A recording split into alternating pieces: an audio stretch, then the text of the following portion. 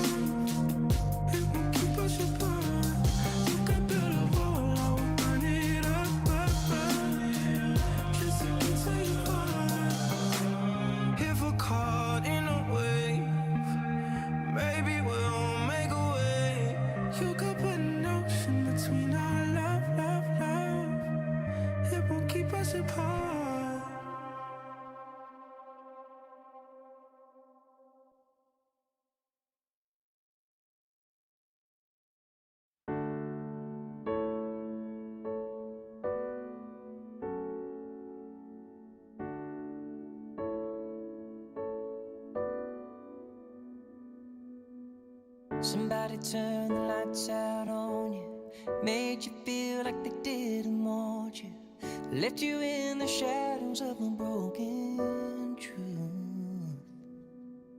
I know it seems like your world is caving, like you're never gonna be the same, and right now your heart's on midnight blue. You know the darkest nights make the brightest stars. I know it's hard to see it from where you are. Don't give up on love, you've come too far. You know the darkest nights make the brightest stars, the brightest stars.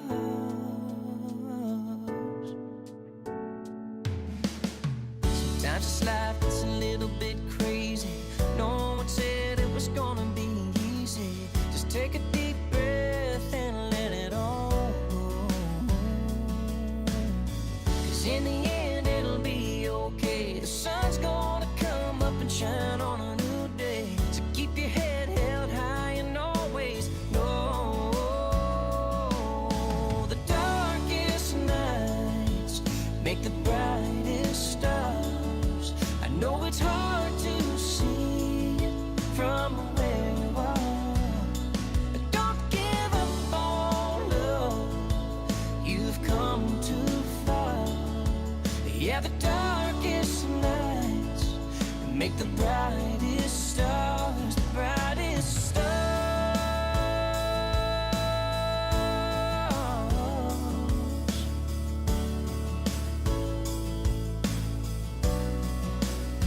Ooh, you know the darkest nights make the brightest stars. I know it's hard to see it from where you are. Don't give up on love, you've come too far. The darkest nights make the brightest stars. The darkest nights, yeah, make the brightest stars.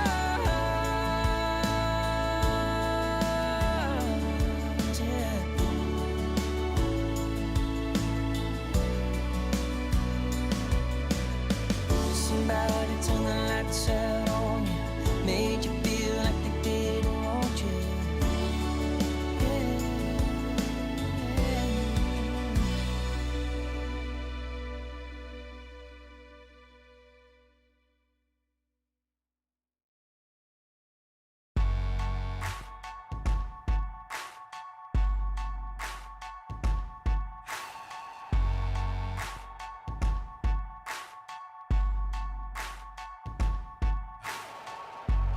Take a look around me. taking pages from a magazine. Been looking for the answers ever since we were 17. You know the truth can be a weapon to fight this world of ill intentions. A new answer to the same question: how many times will you learn the same lesson? I think they got it all wrong. We just gotta hold on and on and on and on. 'Cause we're gonna be legends, gonna get their attention. What we're doing here ain't just scary, it's about to be legendary. Yeah, we're gonna be legends, gonna teach them all a lesson. Got this feeling in our souls we carry, and it's about to be legendary. This is what we came for, and we couldn't want it anymore. We could never turn back now, got to leave it all on the floor. Been dreaming of the payoff, through the struggles and the trade-offs. Right into thin nail on the way up. Tell them the truth, but they think it's just made up. And I think they got it all wrong, but we just gotta hold on and on and on and on. 'Cause we're gonna be legends, gonna get their attention. What we're doing here ain't just scary, it's about to be legendary. Yeah, we're gonna be legends, gonna teach them all a lesson. Got this feeling in our souls we carry, it's about to be legendary. Eventually they're gonna know who's right. To make a stand you got to win the fight. Can't stand the heat and just the afterlife, or you might never make it out alive. You gotta live without a compromise. Let everybody hear your battle cry.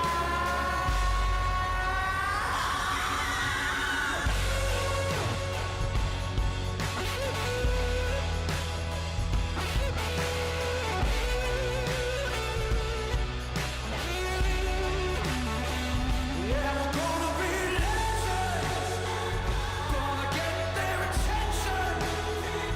What we're doing here ain't just scary, it's about to be legendary. Yeah, we're gonna be legends, gonna teach them all a lesson. Got this feeling in our souls we carry, it's about to be legendary. Hey! Oh, oh.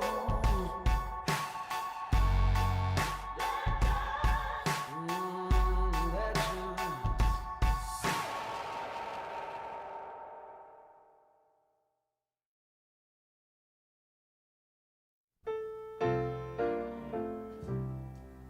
Looking out on the morning rain,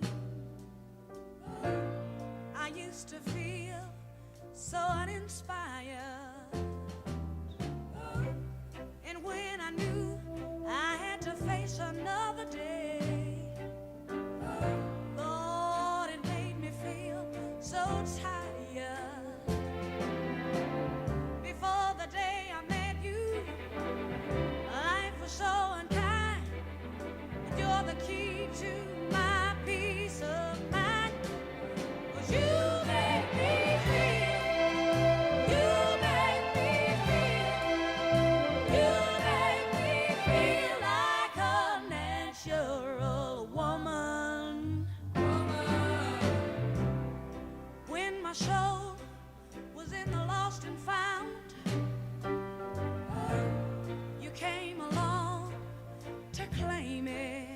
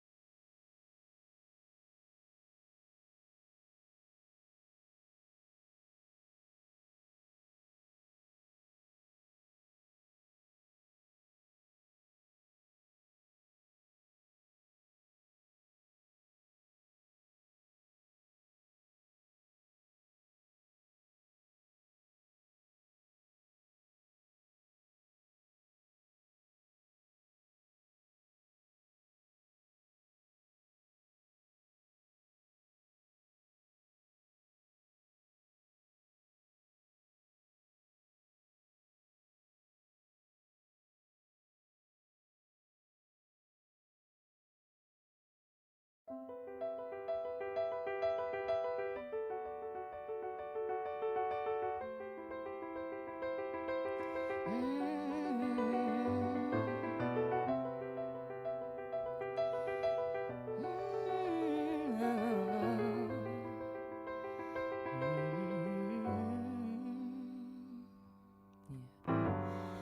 people live for the fortune. Some people live just for the fame. Some people live for the power, yeah. Some people live just to play the game. Some people think that the physical things define what's within, and I've been there before, but that life's a bore, so full of the superficial. And some people want it all, but I don't want nothing at all. If it ain't you, baby, if I ain't got it, you, baby. Some people want diamond rings, some just want everything, but everything means nothing if I ain't got you, yeah. Some people search for a fountain. The promise is forever young, you know. Some people need.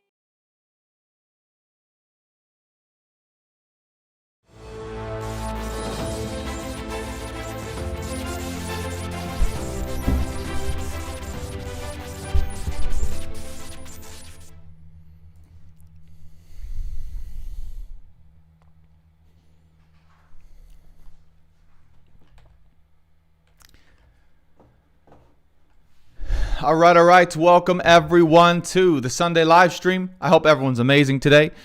How is everyone today? Let's take a quick check-in into the chat. Hello. Welcome, beautiful people, and even those non-beautiful people, beautiful and non-beautiful people alike. Welcome. It's good to have everyone here. If you guys are new here today, all right, go ahead and raise your hand. Just I want to see how many people are new in here, just like brand new, tapping in to this channel and to this love stream. My name is Brandon Tobias. I'm an intuitive guide, astrologer, and an empath, and I'm here to help unite you with your true love in this lifetime, your divine counterpart. This channel, okay, is all about helping you to discover and find true love, both within yourself, but also externally. And what I've realized today before going into this love stream is it's not so much about the other person and their healing journey or what's going on with them or when they're going to come into union with you or when they're going to do something in your current relationship, but it's more so about your inner healing journey. It's more so about your true spiritual empowerment, and it's more so about your true spiritual path. Are you feeling happy? Are you feeling in your purpose? And are you feeling self-fulfilled before and during your partnership, your true love partnership? That's what we're going to be talking about today. Now, the exciting part of today is we're going to be doing something a little bit newer than usual. Okay, we are going to be going through an all signs tarot reading. Just a quick check-in, Aries through Pisces. That's going to be after the channeled messages. Okay, then we're going to be going into the astrology. So 3 things you can expect from today's love stream. Number 1, we're going to just say hi. We're going to address some people. We're going to say hi in the chat. I hope everyone's doing amazing today. Number 2, we're going to go into some channeled messages. For those of you guys who are new to me, what I do is I channel messages from the guides and from the angels. I don't know if people may be familiar. We have spirit guides, we have angels, but we also have angels and spirit guides for collectives or groups of people that are all on a similar spiritual journey or all on a similar soul path. In fact, the angels are here today. We just hit 222 in the TikTok numbers. And that is an angel number. That is a confirmation that the angels are here to help guide us. Now, the main thing 222 means to me, to start off the theme of the live stream, is really going into the deepest possible fears that you have in love and in life and saying, wow, this is really scary. This is really crazy. And yet at the same time, I'm okay with this. And yet at the same time, I accept this. And yet at the same time, I choose to accept this part of myself or this fear of mine that I never normally would never normally accept or would typically want to run away from or typically want to avoid. Today is the day where we all look at the things that we would typically want to avoid and not look at and accept about ourselves, the world, and about others. This is the thing right now that's going to get us into the next step or the next step of the journey, either within our current partnership, our divine counterpart partnership. We'll talk about that, what that means in a second, or our healing journey, individual healing journey, which comes often before the greatest love relationship of our life. Okay.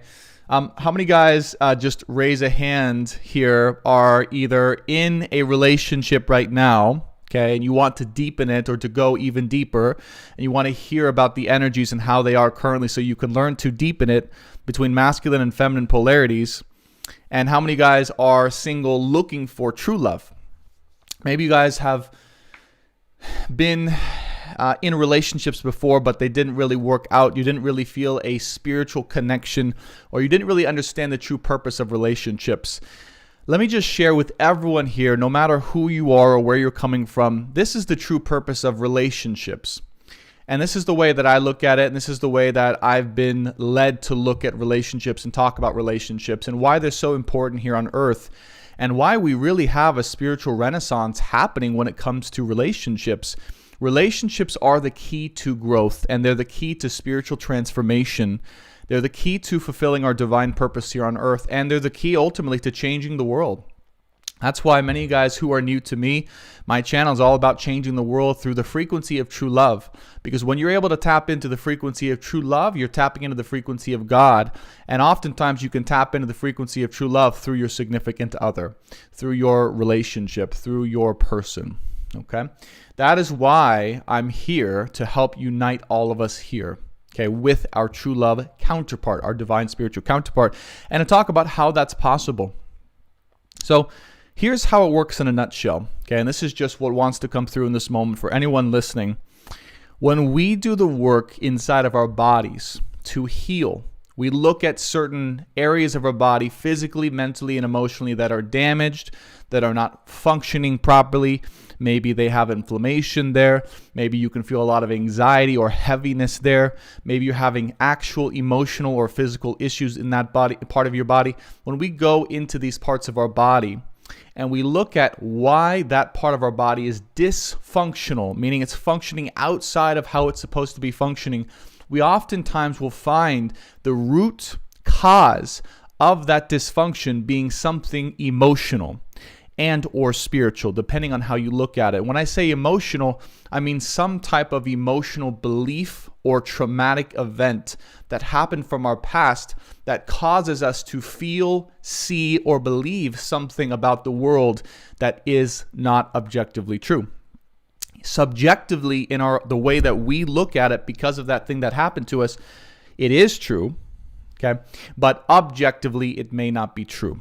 Okay, this is what we call a trigger or a wound. Now, my point is when we go into these individual wounds, triggers, and emotional / subconscious beliefs, and we let them go, when we heal them, when we change or shift that belief back to its original essence, which is unconditional love or God or the Creator, whatever it is you believe in, we become more in harmony with ourselves, but also, here's the kicker, for those of you guys interested in love and relationships, we become closer to and we magnetize toward our partnership, our relationship, our counterpart in this lifetime.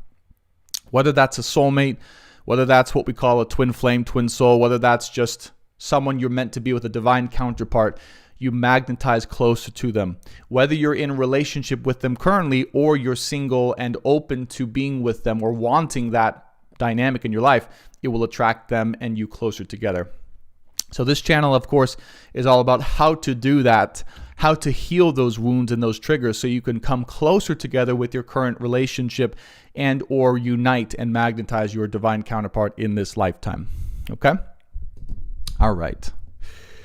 Now, A couple things here. If you guys haven't already, I would truly greatly appreciate it if you guys could like the video on YouTube. If you haven't subscribed yet, please be sure to subscribe. We are doing weekly Zodiac Tarot readings on YouTube again.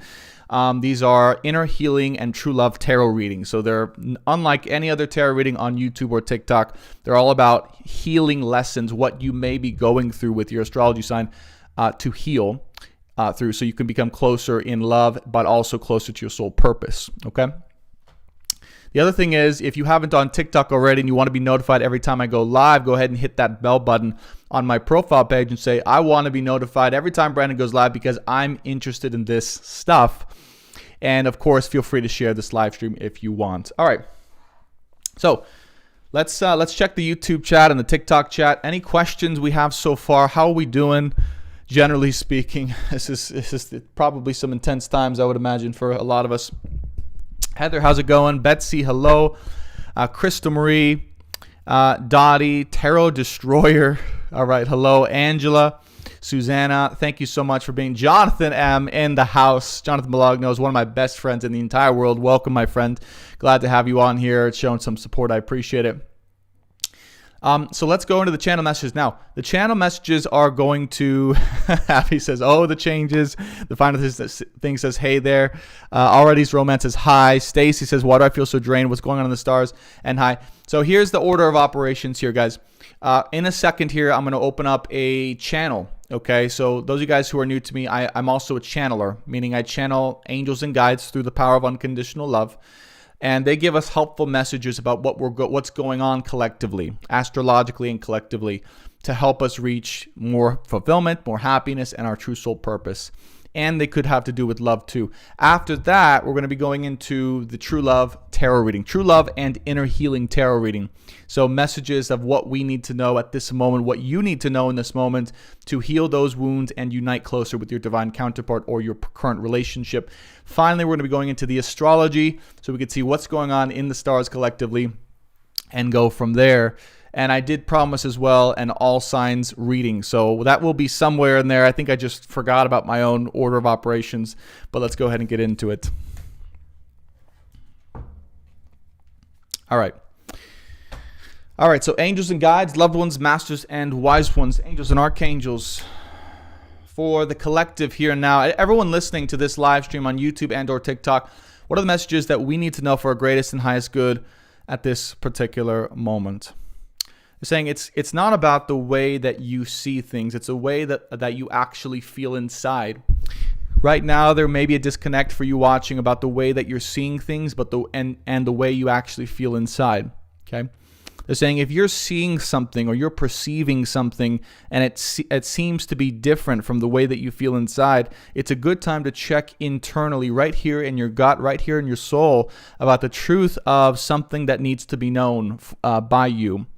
The energies, as they increase, they begin to bring up even more of our true emotions, our true feelings, true insights about our life, our relationship, and our overall purpose. And they're saying, we're giving you the truths you need to know in your soul, in your gut right now, but we wish for you to be open to checking in on them. Meaning if there's something that's not quite in resonance or out of resonance with your purpose or your way of being or your current life circumstances, you're going to feel a difference as opposed to having to perceive that difference. Okay, so they're making a different differentiation between those two ways of being. So we wish for you to take careful insight at the way that you feel when you move forward in certain activities. So they're saying, before you just move forward, they want you to break that status quo. They want you to say, don't just keep going at it in that certain way. Be perceptive and pay attention to your intuition and your inner guidance as you move along, because your inner guidance is going to help you to steer your boat. Okay, it's going to help you to steer your boat towards better opportunities and money and or love and or life. It's going to help you to know which ends to trim off, which ends to expand or to widen, okay? And generally what direction to go. So here's how it's working. They're saying right now at this time, you might get an idea. Okay, great. We have an idea. We want to make money in a certain way. We want to shape our relationship in a certain way. We want to take a trip in a certain way. Okay, we have an idea. then we go about executing that idea, or we go in that current direction. Okay. Along the way, our stomach, our gut, our feelings will sharpen that direction, or it'll hone off, right? Or hone up that direction so that it becomes more accurate with where we're meant to be going. Okay. But the whole point, there's two parts to this. In order to be in resonance with our soul purpose and to receive what we're meant to receive in this lifetime, we have to be willing to move with blind faith, but also we have to be willing to move without knowing the whole story. Does this make sense to everyone? This is the hardest part of living out your dreams, making all the money you could want to make, being truly in love and having happiness, is sometimes you have to have an idea. You have to trust and go with that idea, even if you don't exactly know where it's going to go or end up. And then you have to course correct along the way. But the scariest part for a lot of us is not knowing how to course correct along the way, or not knowing that we will be course corrected along the way. It's interesting because if you look at some of the greatest philosophers and some of the greatest, I used to watch a lot of sales training. One of my favorite teachers was Tony Robbins, and Jim Rohn, other sales teachers that some of you guys may be aware of. But the number one thing that I remember taking away from those trainings around motivation and success is persistence is the key, and those who don't give up. Napoleon Hill's another one, by the way. Those who don't give up will eventually always strike their gold. Those who don't give up will eventually always strike their pot of gold. And I remember in the book Think and Grow Rich, he tells a story. I forget the names of the people, but he tells a story where this person sought out to go mine gold, and he was looking around, and he stopped, or he gave up. And they found out later that like 2 inches from where he gave up was the biggest plunder of gold that was like discovered in that century, right? Or that decade. It was like some crazy discovery. And he tells this story, and he says, and the guy gave up because he was looking for like, I don't know, 2 to 5 years, some absurd amount of time. But he was literally 2 inches from the biggest breakthrough that he would have ever had, and the whole point of why he began that journey. And so anyways, he had taken all that time, honed in his direction, honed in his guidance in his gear, and had gotten 2 inches away, and then he gave up. And I believe someone else discovered where he was meant to discover that. But the point of the story is, if you don't give up and you genuinely keep trying and you genuinely keep listening to your intuition and course correcting your journey along the way, you will always eventually find gold. With no matter what type of project, no matter what type of new venture or adventure or relationship or job or business, you will eventually find your pot of gold. You just have to keep trying, but listen to your intuition. All right, good. Angels and guides. Any other, I think that partly was my story, but partly from their inspiration. So that was Human Brandon's story. Any other divine inspiration here? Angels and guides. Yeah, the same. Pay attention, those of you guys listening, pay attention to how your passion projects, or passion projects specifically, they want to bring this term to our awareness. Your passion projects could be your future. Your passion project could be your future. We're coming into a time where the things we're most passionate about, the things that we're most desiring to do, to express, to share, are coming into a way of monetization. They're coming into a way of financial return on that investment of time. Okay? Excuse me. So they're asking us to say, pay attention to what passion projects you have inside that you might be able to turn into some way of making money or freedom or monetization. Because we're getting away from, as we move forward at this time, we're getting more and more away. We're getting farther and farther away from working just for money. We're working just to pay the bills, okay? I know that that's a reality for many people out there. But as you move forward, be open to new ways in which you can make money that come from passion projects that you never, ever in a million years would have thought could have generated you money or income, that suddenly, all of a sudden, because of some new feature on TikTok or YouTube or some other website, becomes a reality, okay? So now is the time where if you are open to making that freedom, making that new way for yourself, the way is open. But again, it's about getting that idea, opening yourself to the idea, and following through, and then trusting your gut, your soul, your intuition to course correct along the way. Okay? All right, so this is the message they want to share. And they are saying it is possible. Last thing they want to say, it is totally possible. Let us give you that belief in this moment. It's very possible. And you only need to look. Okay, this is the most important thing they want to say. You only need to look and see that it is possible for you by looking at someone you look up to and seeing what they're doing and seeing how it's been possible for them. Okay, hearing their story specifically. Okay. All right, thank you, angels and guides, loved ones, masters, and wise ones. We appreciate the initial channeled messages here and now. All right, so let's transition into the first part of today, which I promised was going to be a true love / inner healing tarot journey. All right, now again, those guys just popping on, this reading is specifically about the frequency of true love, meaning how you can get closer in your current relationship, and also how you can align yourself with the true love frequency, which will attract in the love of your life and lifelong partnership. Okay, so it's about establishing and creating that frequency within yourself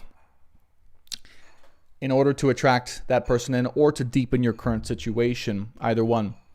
And we are talking, when I talk partnerships here, I'm talking as well on a spiritual level. I'm talking divine partnership, spiritual partnership, meaning the person you were just meant to be with in this life, that was meant to support you, but also help you to grow in this lifetime as well. Okay? That's what we're talking about when we say true love and or divine partnership specifically. All right. Mama Mia, hello. Welcome to the live stream. It's good to see you again. We're going to see, if you guys missed the channel messages, it was a great one. Check out my YouTube channel, Brandon Tobias on YouTube, and you guys can go catch it once again. All right, angels and guides, loved ones, masters, wise ones, angels and archangels.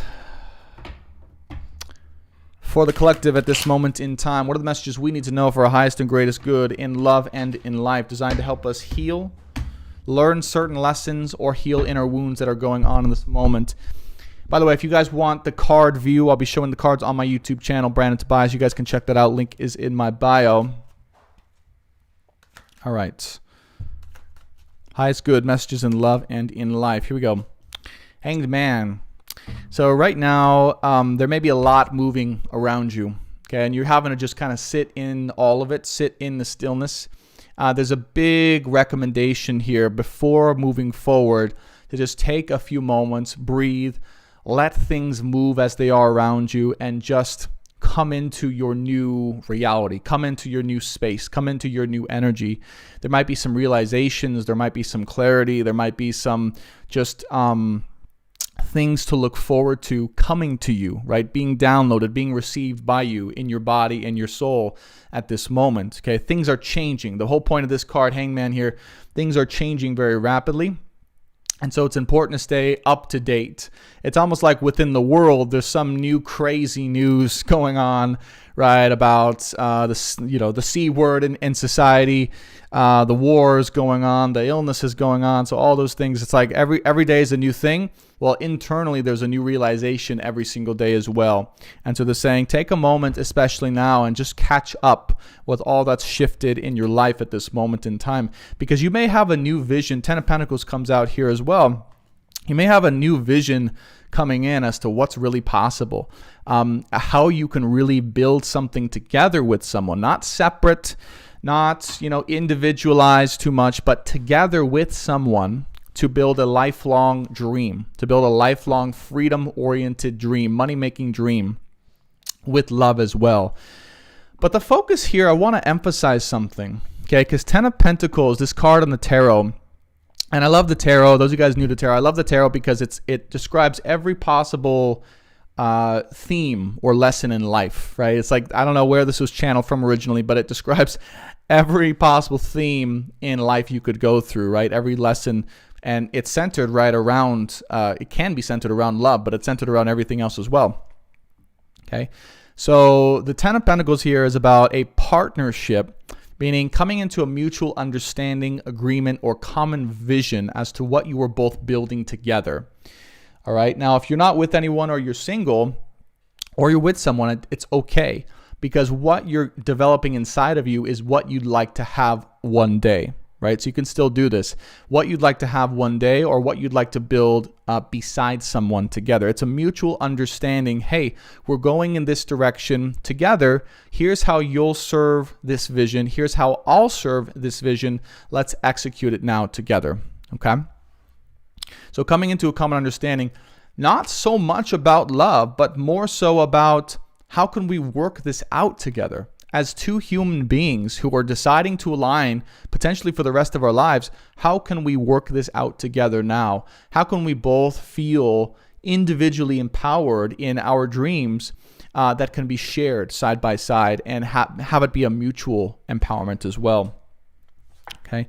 Death card with the Ace of Pentacles, World card, and the Three of Swords. So there's definitely an ending to an old way of operating. Okay, either together or individually in your life. There's an ending to an old way of, I'm going to keep operating like this, or I'm going to keep making money like this, or I'm going to keep just moving on in this pattern. It's like there's some old pattern that's not working for you anymore, and it's got to go.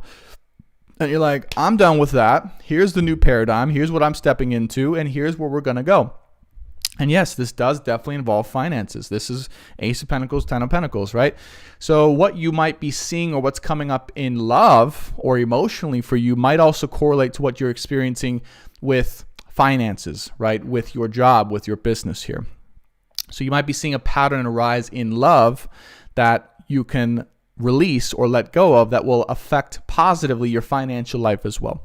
The World card here and the Three of Swords. So collectively, you know, it's been probably a pattern that's wounded us quite a bit, that's held us back quite a bit, that's been quite painful to endure, that we're having to say goodbye to, all right? That we're having to learn the lessons of. A lot of past pain and hurt coming up to the surface right now specifically, maybe from past relationships, maybe from past incidences in family or loved ones, coming up to the surface to be released and wounded, released and not wounded anymore. But really the lessons learned from that, saying, that's how I used to operate, but I don't choose to operate anymore, and here's how that will impact my life, okay? So that's the current energy, and that's really why this Hangman energy is here. We're at 111 in the chat, by the way. Hello, angels. Page of Pentacles, the Nine of Swords, Five of Swords. So maybe also a lot of chaos, right? A little inner anger, a little inner resentment coming up at these past wounds. Now, if you're in a partnership, just remember these wounds, these hurts are not because of your partner specifically, all right? Not always. All right, your partner may be responsible for bringing them up in you, but it doesn't mean that they caused them. It doesn't mean that they are them. It just means that they're bringing up those wounds in you, okay? And or your love situation, and or just emotionally what's happening right now. Because Five of Swords, Nine of Swords, Page of Pentacles, it's like this past recurring pattern where maybe someone would hurt you or mess something up, and then they'd apologize, and then they'd do it again, and then they wouldn't fix it, wouldn't change, and then you'd go back into it. And it's this ever-recurring cycle that just creates this resentment that is something that you're having to say no to or to not accept anymore, right? So for a lot of us, there's a big no. There's a big no to I'm not going to accept that behavior anymore. I'm not going to accept that way of being. It's time to move past that. It's time to move on to something new and to something different. And it's time to create something different. Okay, recognizing that this particular pattern we're speaking of, and if you're feeling this come up in your life, right, feel into it, is the one responsible for scarcity too. This is the same pattern that we're speaking of, this recurring theme that you might have experienced in your past or with your family or in past relationships that is responsible for a scarcity or lack mentality, okay? And or for feeling alone or burdened or with this lack mentality, or maybe you felt like you needed to take care of yourself and take care of everyone around you or be the provider. All of these things, okay? So these wounds might be coming to the surface, and it's time to say within yourself and also in your situation, no, I don't accept that pattern. I don't accept that behavior. I don't accept that way of being anymore. I choose to be in this way of being or this new reality. which will bring in the opportunity for a lot more flow of money and abundance in your life. Okay? All right, so that's the pattern. That's the inner healing going on at this moment in time. Now, Justice card with the Star, Three of Pentacles, Queen of Wands, and the Tower. It looks like this pattern also is responsible for keeping beneficial business partnerships, destined or aligned business partnerships or assistants or people that would help you to be more successful along your way. Looks like it kept them out of your life, right? It kept them out of your life because maybe they were aware, or subconsciously you were aware, that if you were aligned with them and you were still in this kind of toxic pattern or this behavior that was going on in your love life or just emotionally, that it would sabotage. It would sabotage the relationship that would hurt everyone. Okay, so it's almost like internally we might have prevented ourselves from being involved in beneficial life or business partnerships because of the awareness that we would have sabotaged it because of this subconscious pattern. Very deep one, by the way, coming up to the surface. And it looks like this pattern was also responsible, again, for not feeling worthy to receive the finances or the freedom that we actually wanted. Okay. So the pattern would say, in our soul, right, if this is resonating with you, or in our soul, the pattern would say something like this: because I'm not worthy to receive the money and to be provided for in the ways that I desire, I choose to not allow myself to engage in beneficial business and or love partnerships that would ultimately bring me the abundance, or ultimately allow me to receive the abundance that I truly want, with the freedom and with the happiness, because because I would sabotage it. And so unconsciously, as we become more aware of this dynamic or this pattern inside of ourselves, we would tend to then avoid partnerships. We would tend to then avoid going deeper into our healing. Hermit card here with the Star, because we don't want to hurt anyone. We don't want to sabotage anyone else. Okay. So if you're listening to this, maybe a part of you maybe didn't go as deep into your current relationship, or you attempted to maybe not be as deeply connected, or if you're single, you attempted to avoid love because you didn't want to face that self-sabotorial pattern, right? Or you didn't want to self-sabotage it. You didn't want to allow this pattern to manifest itself that came from your feelings of not being worthy of receiving true happiness with money and true happiness with love, okay? Very deep one, I know. And again, I hope this is making sense, because I'm getting lost in these channelings here. But we have the Emperor, the King of Swords, and the Eight of Swords here. So the time has come where the things that have been blocking us, all right, there's two things that are going to happen. The things that have been really blocking us from being truly happy, being truly provided for, okay, whether you're man, woman, masculine, feminine, being provided for from source for your life, right? Those things, those patterns, those subconscious beliefs are coming up to the surface. Those patterns, those subconscious beliefs have been manifesting themselves either in your past or current relationships. And when you find out what those are, because they will be coming up to the surface, right? Eight of Swords with the King of Swords and Emperor, nothing's going to be hidden anymore. We're going to be coming into a logical realization of what is actually holding us back tangibly from the greatest life we want to live. It is up to us to decide no more. Okay, does that make sense? So the whole point of this message is that was the trigger or the collective wound that might be coming up for you if you're watching this. And then when it does come up, it's up to you to say, I choose not to engage in that pattern, that behavior, or that belief anymore. I choose to replace it here now with unconditional love. Okay? All right. NIG Mama says, how insane. It makes sense to me. I feel like you're reading specifically for me and my partner. And that's great. And I'm so glad that you resonate. And the reason why is because, and we're at 12:12 in the average view duration here on YouTube, is because, again, whether you're in a partnership or you're single, okay, we're all going through the same collective lessons. We're all going through the same healing lessons, myself and my partner included. So we're learning these lessons at the same time, and that's why we're here.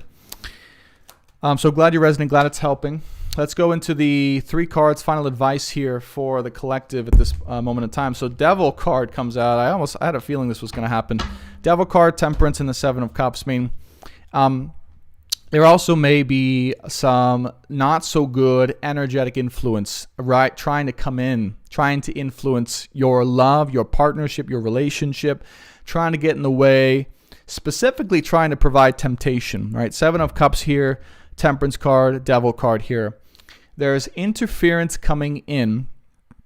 Angels and guides want to make us aware, right? If there's things that seem like they're disturbing your emotional health or your emotional beliefs or your faith or your current partnership and getting in the way or trying to sabotage, there's things that are trying to latch on, darker energetic forces. And yes, for those of you guys new to this, right? Entities, dark spirits, demons, they are a thing. You do come into encounters with them. They're very real. And the way that they work, just to shine a light on this for everyone watching, is they latch on to wounds, already pre-existing wounds or openings in our bodies. Let's say that as a child, I was hurt by, I don't know, anyone. I'm just going to do a hypothetical example. I was hurt by someone that allows me to, I don't know, hate a certain type of person. Okay, let's just say hypothetically. It's no basis in reality, by the way. I don't hate anyone, I don't think. If there was an entity, right, if there was a demon, if there was something that I was unconscious of that was in my home or my environment or in the people around me even, because these days, yes, there are, demons and things trying to get into people and latching on, then that energy might try and emphasize or cause that wound to bleed and cause that wound to really seem so true or seem so big that I actually believe it. Okay. And that's how they get in and they interfere, because then it kind of tricks you. They might even send you dreams. All right. Some of you guys might be getting dreams that are just crazy or not true, or trying to put in fearful thoughts, fearful visions, fearful realities that just have nothing to do with reality. And these are the subconscious ways, little seeds of doubt that they like to plant about who you are, where you're going, the belief that you can make it, the belief that you're worthy, the belief that you're, with the right person, all these things. Okay. So the angels are trying to put a light on this. The way that the angels and guides work is they work by shining a light and say, this is what's happening. And I could tell you guys stories, right, of how this works. But really it's around temptation. Okay. 7 of Cups. What is it that you feel a little bit tempted by, that would come in and tempt you or your partnership, or just tempt you into a different way of being that has nothing to do with your true reality or your true direction? There's a direction that you're going, that you're headed, that's very strong. And then there's the temptational vision that might be trying to be inserted right now that would instill fear or doubt in where you're going, okay, in your vision, in love and or in life and your purpose. So don't take the bait. That's my point, is don't take the bait. Stay strong in your faith. Stay strong in your belief. And most importantly, stay strong in the established direction that you're going for your life path, for your relationship, and for your love beliefs as well, and your love life as well. Okay? All right. Good stuff. All right. Final messages here. Angels and guides. 5 of Pentacles, the Hierophant, and the Moon card. All right. The other thing is, and this is the last one of this particular reading, last message here. Okay, Moon card, 5 of Pentacles, and the Hierophant card. Within partnerships specifically, there might also be a small wound around really allowing the other person to shine. Like in the dynamic, there might be someone who is afraid that if the other person shines, that they will forget about the other person or leave them behind, or get so successful and so famous that they end up walking away. This is a big fear. It's a big concern right now. Okay, so collectively. So you got to recognize there's one of two things that could be happening. Either you're the person that's wanting and ready and needing to go into your next step of success, of recognition, of influence, of financial prosperity, of all those things, of leadership, and you're working with someone who is a little bit fearful of fully allowing that to go. And so you're kind of catering to that, or you're not fully allowing yourself to express or to be all that you are, because you don't want to hurt this person, you don't want to scare this person away. Or you're a person who might have that genuine fear because it's happened to you, and so there might be a wound around that. And so subconsciously, maybe things are happening that attempt to maybe not allow that person to shine as much as they should, or sabotage, or make it about you, or things like that. So the whole point is, if this is something that's coming up or you're dealing with in your life, it's around letting go. It's around accepting and letting go, and allowing for the chance within partnership and without for other people to shine to their greatest extent, even if it means subconsciously you risk them walking away from you or losing you or things like that. Because true love or unconditional love means that both parties shine. Both parties are their greatest in their greatest potential, and that's okay, that there's nothing wrong with that. That if one party isn't limited in the way that they shine or express themselves, that they're going to go, right, or not going to go. So that's the specific concern or wound or fear that might be coming up as well. And so it's around recognizing if that's happening in your emotions, in your dynamic, in your fears, and working through that so you can let that go and allow for the chance to risk it all for the sake of unconditional love, and allowing both yourself and your partner and everyone around you to shine the best that they can. Okay? Because any restriction you might be having around your partnership or your partner shining or working on that success is also restricting your own success as well. Okay? All right. Any restriction, by the way, of self-expression, of success, of being in your purpose as well, any restriction of that as well, deeply inside, is going to lead to this sadder state, this monotonous state of doldrums where you're not really entirely sure, right, where you should be going, what you should be doing. And so if that's something you might be experiencing, it's where am I restricting myself and or others around me from shining to their fullest potential so that they can be and live out their life purpose, in full trust and faith that we can do this together, and that they will not leave me or they will not abandon me if and when they become as successful as they're meant to be. Okay. All right. So that is the True Love and Inner Healing Tarot. Let's see some comments here. Angela says, thanks, Brian. I did have a dream that shook me to the core about my kids. Some clearing needed, I guess. Dottie says, got it. Betsy said, yes, the worst dream. Parmveer says, interesting. Susanna says, okay, thank you. Amy says, I am single and this resonates really well. Awesome. Good, good, good. David Lewis is here in the house. Welcome.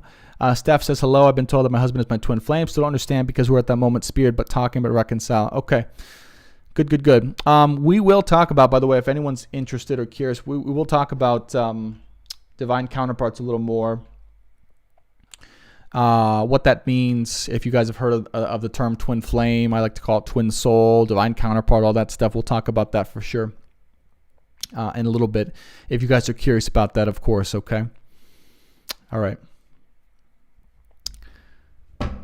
All right, so next up on the plate, what I want to do is I want to go into the weekly and or monthly astrology and talk about what's going on in the stars specifically. I don't know if I don't think I set this up entirely, but let's just go ahead and see if I did. Give me 1 sec as I set up this astrology here.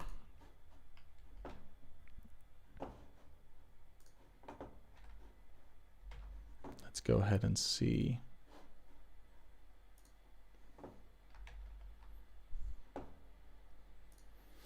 By the way, if you guys have questions, there we go. That was quick. That was easy. So we just set up the astrology chart on the YouTube channel. So if you guys want to see the chart live right now on the stream, you guys can go ahead and check that out. But if you guys have questions for me after this next astrology section, what we're going to do is we're going to talk about divine counterparts, karmics, twin flames, twin souls, the difference between all of that. If you guys want to ask some personal questions about your current relationship and how that's going, how you can work through it, heal, and deepen your current connection, that's great too, okay? Welcome, Janelle. Thanks so much for being here. Appreciate that. Yes, Esley, we're looking at the astrology here and now. So let's get into it. All right. So today, of course, is July 31st, 2022. You guys didn't need this live stream or me to tell you that. Okay. And let's just take a look at the current chart, the current stars here going on.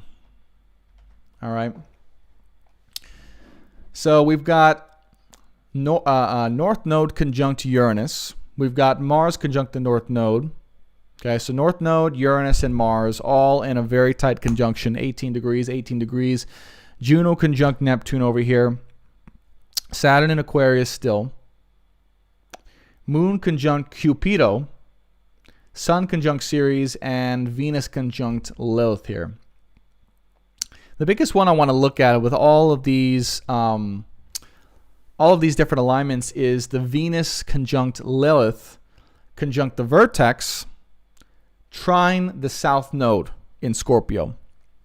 What does this mean? If we look at the planets known as Lilith, okay, which is that little moon, okay, next to Venus here in Cancer in the 9th house, Lilith and Venus is all about the embracing the darker or shadowy parts of our own energy, but specifically our own feminine energy. Even if you are a man or a masculine or you're feminine, doesn't matter. We all have masculine and feminine energies. Now, specifically inside, there may be a wounded feminine energy or a darker feminine energy that unconsciously seeks to bring up or sabotage or bring to the surface different beliefs or wounds collectively to bring us down.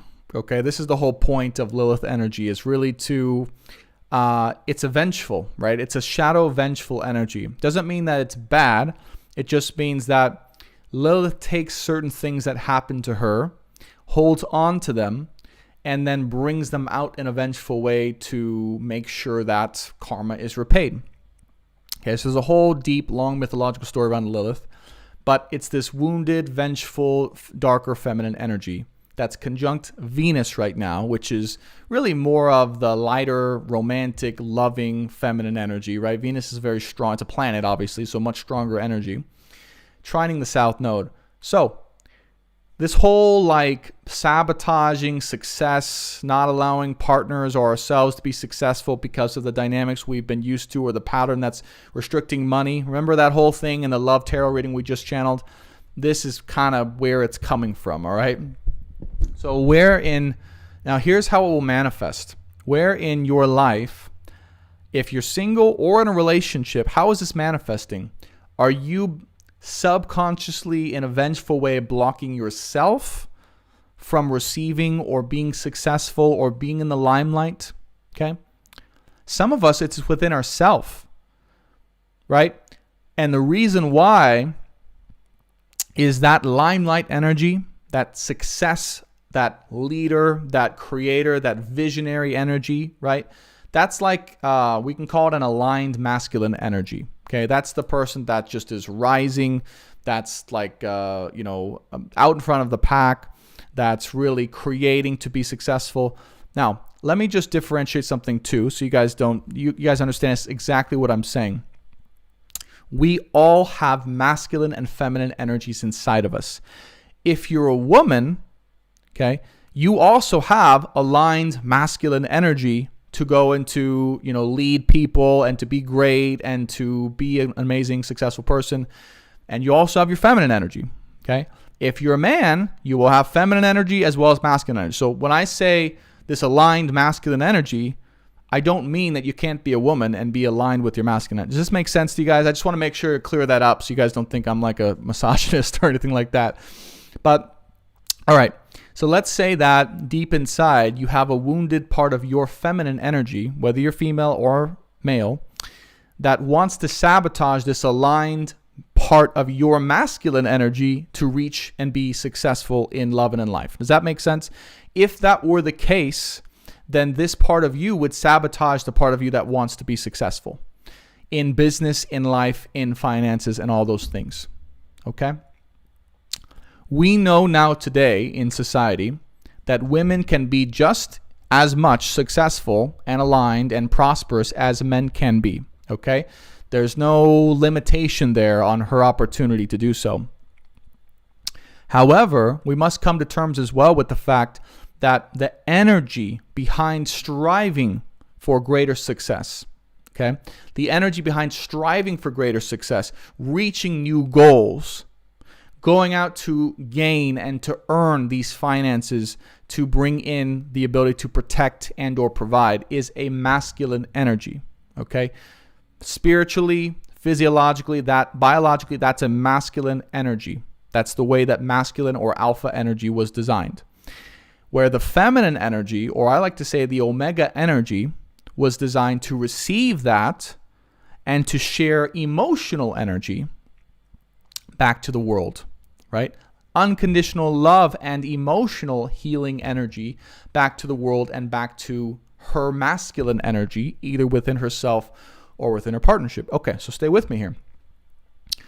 However, if you have a wounded feminine energy, right, meaning a part of you was hurt, offended, abused, or traumatized by some type of masculine energy in the past, Lilith energy says we might hold on to that and seek unconsciously vengeance upon masculine energy, both within ourselves and externally, to sabotage their success.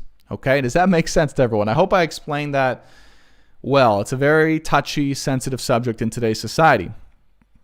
Okay, if that's the case, then you are not only unconsciously sabotaging your own life purpose and your own success, but also, if you're in a partnership, your masculine success. Okay, and vice versa. Maybe you're on the other end of this, et cetera, but really there's no other end of this, because let's say that you are the person that's getting quote unquote sabotaged or quote unquote limited by a partnership or just by an emotional person in your life. That means that you still have an internal wound that's manifesting itself externally, that's taking place in sabotaging your success. Okay? All right. So that's, in a nutshell, what might be happening emotionally or in your love life at this time, according to the stars. Lilith with Venus trine South Node. Now, the whole point of this is not just to see this, but then to look at it and see, where does this come from?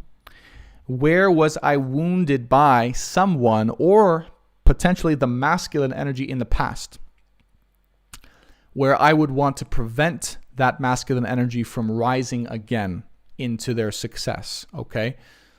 Because now we look at the other end of the astrology, which is Mars conjunct North Node, which of course is masculine energy trying to lead the way, trying to gain that leadership role in society, in relationships, to take their rightful place as that masculine energy. Does not diminish the value of the feminine energy. It's just the rightful place of the masculine is here, the alpha. The rightful place of the omega is here to support and to flow back and forth with that alpha energy. This is what creates a true love dynamic that magnetizes you together with your divine or spiritual counterpart or your current relationship. Okay. The problem or the issue might be, and you guys might be realizing or feeling into this, is we are all taught to be all alphas. Whether you're man or woman, you're taught to be in the alpha energy. You're taught that everyone has to be the same. Everyone has to be successful. Everyone has to make money. Everyone has to have a job. Everyone has to provide. We're all taught to be alphas, even when our energy doesn't resonate in that frequency. Okay? So think about where that might have hurt or impacted your love for your own feminine or your love for your own natural state of being. Okay. Good. Now, Crystal Marie just asked, I have no idea what my life purpose is. And I'll tell you why. If you have no idea what your life purpose is, it's because you're still healing. And you're still healing. The reason you're still healing is because part of your natural self, listen carefully, part of your natural self has been hurt or wounded by something or someone in the past that would allow you to gain clarity on what your true purpose is. Because whenever we block out a certain energy or way of being or role model, or, it could be a parent, could be a role model, we also block out that part of ourselves. Okay? I'm having a really bad anxiety attack right now. Kaza 840, I just want you to feel into that, because this might be bringing up the fucking truth. I know these words are hard to hear. I know it's hard. And it's because these are deep unconscious wounds that when we look at them, they're going to change everything. They're going to change everything. And you might have an epiphany right now, right? You're not with the right person, or you've done this all your life, or you are doing the totally wrong thing in your work. You might have that, and that's okay. The most important part is that we recognize the truth in who we are and what we really want. So when we are hurt or traumatized by something early on, we block out that energy in ourself, because we all have all parts of everyone in ourself, right? The things and people that are attracted to us are really just parts of ourself. And depending on how we treat those parts, that we're also treating that part of ourself in that same way. And when we block out those parts of ourself, we don't know, because we're blinded to it, what our true purpose is, because that part might be directly connected to our purpose. Does that make sense to you guys? Okay. Does that make sense to you guys? Okay. Amy says, oh my God, is this why I still don't know what my passion is? I would say there's a very high likelihood, yes, that's the case. And I'm telling you guys this, yes, it's channeled, yes, it's in this moment, but also this is what I'm going through too. As I heal, as I unwind, as I unblock parts of myself that I previously blocked out. Look, we're at 111 in the YouTube live stream, by the way. My passion, my purpose becomes more into alignment, right? It's so funny. I just started playing an old game that I used to play for a lot of time as a kid. It's called Maple Story. It's almost embarrassing for me to share that for some reason. And I'm having a blast with it. I'm like having the time of my life. And it's like I refused to play that game for like 10 years because I thought it was childish, or I thought I was being lazy, or I thought it was just not who I was meant to be. And it turns out that that's actually helping me to realize and be more of who I am, and to have a better work ethic, and to come back online with parts of myself. So these old childhood parts of ourselves is really coming back on. Okay, coming back online so we can really know what we're here to do, even if the adult you might think it's silly or stupid or not going to make money, or it's like, go to Twitch. I just want you guys, any guys who doubt that your passion can become your income, go to a site called Twitch. And I want you to look at these just people playing games and just hanging out, literally talking about nothing, or they're playing with their cats, making millions of dollars. Because they're just filming what they do. They're filming themselves having fun and doing nothing, pretty much. It's like, when I see that, I think what gaming really does, it opens up the belief that you can literally, it's just a limiting belief that you can't make money doing what you love or doing what you really desire to do. You know what I mean? So there's a lot of stuff there, right? Big tower moments coming in with that. Esley says, Brandon, I invested everything into something recently. I don't know if it was the best move or worth it. Esley, you asked me that last week. I remember you asked me the same question last week. Trust the process. That's all I'll say. Esley says, Esley started a new project. She invested everything into it. Trust the process, because even if it fails, you will have learned something very valuable. Okay? Even if it fails, it will completely reset your entire paradigm and perspective of life. But more so than that, trust your intuition, and don't worry if it's going to end up being successful or not. Just go, move for it, and course correct along the way. Okay, let's look at some more astrology here. So that was just the end of July. What's going on here in this moment? I want to look at leading up to our next full moon, which I think our next full moon, I don't know off the top of my head, but I guess it's not for a little while. Okay. But let's go ahead and look at, I'm going to stop it at a significant date just so we can get a kind of an energy read on August specifically. By the way, Kathy says, thanks for being here, Kathy. I struggle between doing everything myself and wanting to just be in a supportive role, unworthy. Boom. Boom. So now Kathy's unwinding. Now she's unwinding. Okay. Now chances are with you, Kathy, there's a balance there, right? Because you're still meant to be doing a lot, but there's going to be a balance there. right, moving more into that support role and allowing yourself the freedom to do that, even if a part of you rejects that notion or says, being a support role is worthless, right? There's so many of us, by the way, guys, and let me I want to say something real quick. For those of you guys listening, this is what you need to hear. There's this very, very special message I need to share with everyone right now. Thank you, Tanis. I'll check August 11 in a second. If you are struggling with accepting your role as a support role, how many of you guys on here, just be honest with me, are struggling in this moment to accept your role being the support role? What I call the omega role, what I call the feminine, the true feminine, the omega, the support role. I don't care if you're man, woman, trans, I don't care what you are, right? How many of you guys are struggling with that omega role? I want to hear it. I definitely have struggled with that. Okay, but how many of you guys are struggling with that right now? Like, you are not wanting to settle into your ability to support or to just allow for your partner or for someone else to rise while you support them. Okay? This is a major, and I just want to share with you guys, thank you so much for sharing this. I love you guys for sharing this and being honest, because look, here's the thing. I struggle with that same thing too, right? It's natural. We are conditioned. Here's the evil part about this. Here's what's turned us against each other in love and in life.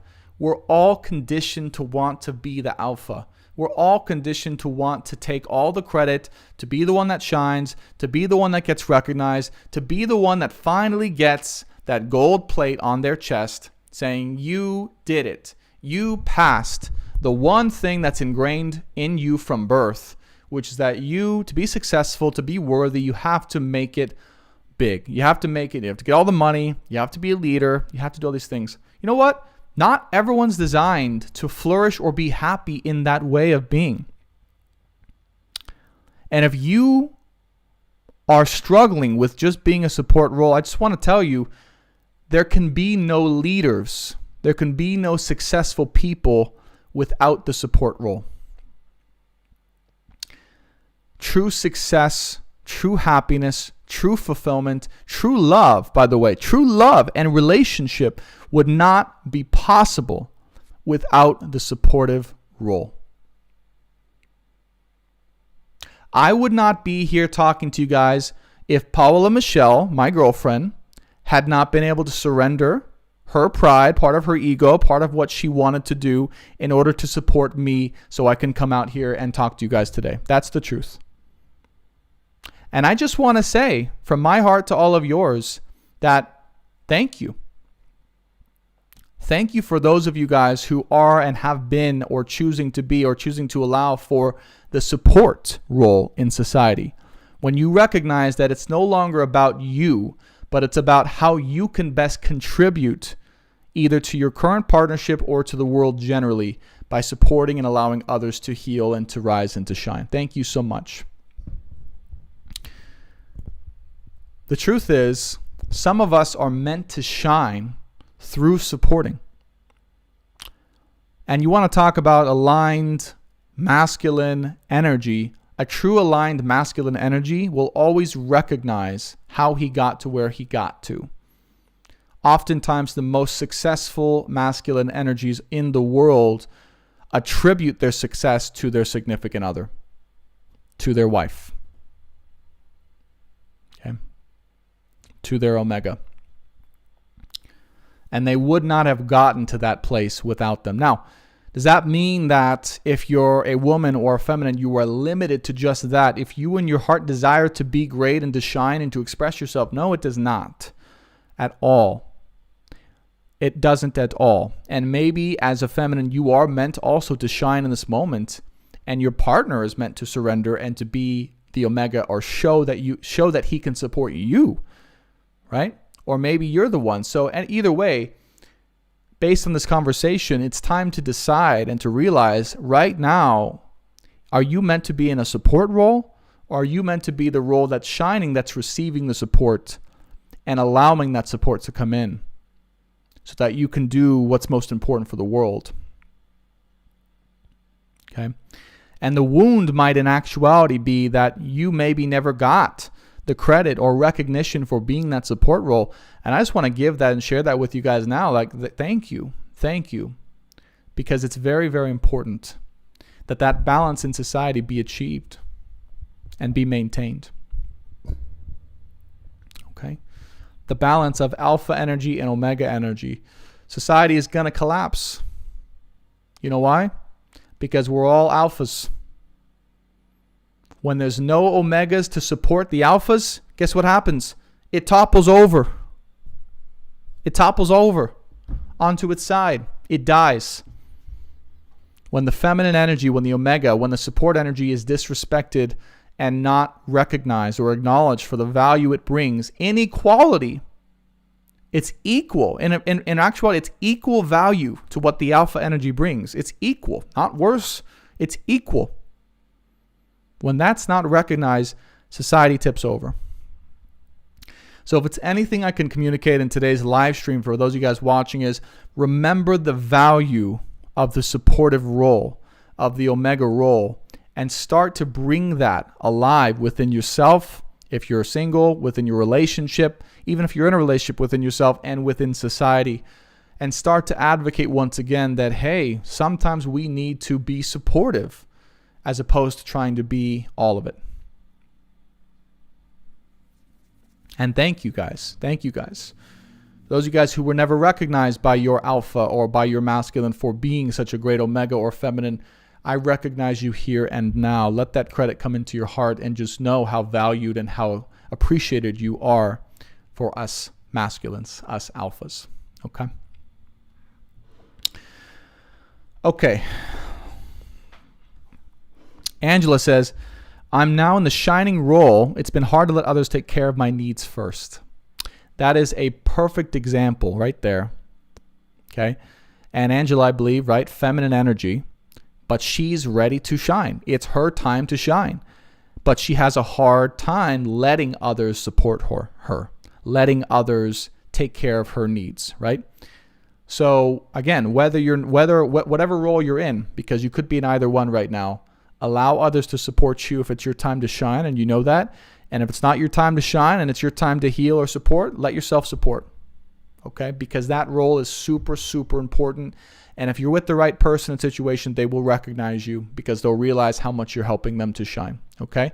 That is how we move forward. That is how we evolve as a society. That's how we heal as a society. And that's how we grow and evolve as a society as well. Not by everyone trying to be the same frequency in alphas, but by us having a balance of omegas and alphas once again. Okay? All right. I do want to mention something as well, really briefly. And this is a whole different conversation, but some of you guys may need to hear this. Birth control. All right, birth control. And again, a lot of my background is in physiology, cells, hormones, neurotransmitters. I worked with Dave Asprey and the whole biohacking community for 10 years, in their facility for 5 years, but studied for 10 years in college. Birth control is a major, major cause of converting women into alpha energy. Okay, converting women to think, to feel, and to act more like men. And it's allowed them to be, in some ways, more successful, right, than they would have genuinely desired to be. But when you mess with the hormones inside of a woman's body by altering it with something like birth control, habitually, consistently for 10 plus years, you are essentially recreating, right, or you're replicating similar energy to alpha energy. So I personally, in my heart, believe that birth control was one of the biggest side journeys that we took as a humanity, as a society. When we took that journey, we totally changed the dynamic. And look, a lot of it happened for good reason, because a lot of the disregard of the omega, a lot of the disrespect of women and the feminine energy had to come up, right, and had to rise up and to rebel against that old dynamic. And it did, for sure. But now we need to come back into balance. Okay. So if you're struggling with the omega, my point is, and you're on birth control or you're, going through a detoxification of it, I just encourage you to look at your options, because that's going to alter your ability to truly drop into your omega or truly feminine role. Okay. Sammy, you missed quite a bit. She said how much I missed. The recorded version's on YouTube in the live stream, okay? If you guys want to watch it back. All right. Crystal Marie says, when you're speaking to me and you're saying what you're saying, certain time in my life pop into my head. Is that what stopped me from knowing what my life purpose is? Yes. Look into that, Crystal Marie. I can't definitively say if that's the thing, but chances are it's connected to that thing. Okay? All right. Emily says, with dating, I always need to plan the dates. My ex never stepped up and provided in any way. That right there, another example, another crazy example of how, and because here's the thing, men too need to step up in their willingness to provide. Like, let me just set the record straight. Okay? We're talking about feminine energy. We're talking about the support role. We're talking about the vengefulness, the Lilith energy. That's all great. But also, let me just be very clear that men too, or the masculine energy, right? Men who represent as a masculine are needing to step up into that support role, or into that provider role, okay? Into that provider role to allow for the feminine energy to rest, okay? Because as Emily just said, she had to plan the dates. She had to provide the money. She had to do all these things. And it's like, well, the man, right, has to give that alpha energy first for the omega or for the feminine energy to rest so she can receive, not the other way around. Okay? So men, hear me now. Now it's time to step in to that. If we're going to talk all this stuff and say, oh, we want a supportive woman, we want an omega, all these things, well, we also have to provide. Okay? We also have to provide something that would motivate her to just rest and support his ability to shine, right? The masculine energy to shine. Again, not saying women can't shine, not saying men can't shine. It's alpha and omega energy within ourselves. So, point being, if you're a feminine energy who's ready to rest, who's tired, who's drained, who doesn't want to provide for themselves or their person anymore, and you're looking to switch dynamics and roles, we'll start to allow and start to demand that happen. That's the truth. Here's the big secret. And look, whatever your situation you're in, it's okay. But here's the truth. The feminine energy, the omega energy, brings the best out of her alpha energy, her masculine energy. She calls upon, she brings the best. When she demands what she needs, okay, in love, by the way, not like a vengefulness, but when she demands and says, you know what? No, I'm ready to rest so I can take care of the family, take care of the house, take care of these other things, be creative. I need you to step up into your role to plan, to provide, to make these things. That's when things really start to shift. That's when things really start to shift because really, believe it or not, the feminine is the one that directs the actions of the masculine. I know. Kind of crazy, right? Like some of you feminines are like, don't abuse it. Don't abuse it. But the truth is, the feminine is the neck, the alpha's the head. How many of you guys have seen My Big Fat Greek Wedding? The feminine directs the actions of the masculine. Okay? Don't abuse that, feminines. That's very powerful power. Okay? But that's the truth. So feminines, why are you not directing your masculines? We need direction. All right? We need direction. We need guidance on how to be a man. You guys can give it to us. It's not your responsibility. But I'm saying if you have the opportunity to do it, you can demand, hey, it's time to get into that. It's time to get into that because if you want to have kids, if you want to have a family, if you want to have a great love empire situation, one of us needs to support and take care of the home and take care of these things, and one of us needs to provide. Which one do you want to be? Okay. All right. Kaza840. Hello, I'm really sorry to, she said, really sorry to ask this question. Is it possible if I jump in the chat too much? No, it's not. No. Not possible. Go ahead and ask it. Abby says, how do we transition to allowing them to take the control back? Okay. So really great question, Abby. Really great question. This is a conversation that's going to be very trigger central. So just be careful with the way you handle this. Okay, be careful with the way you handle this.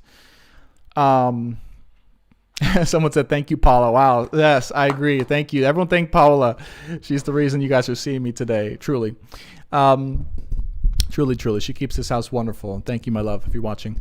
Okay. How to take control. So this is a trigger central conversation, meaning that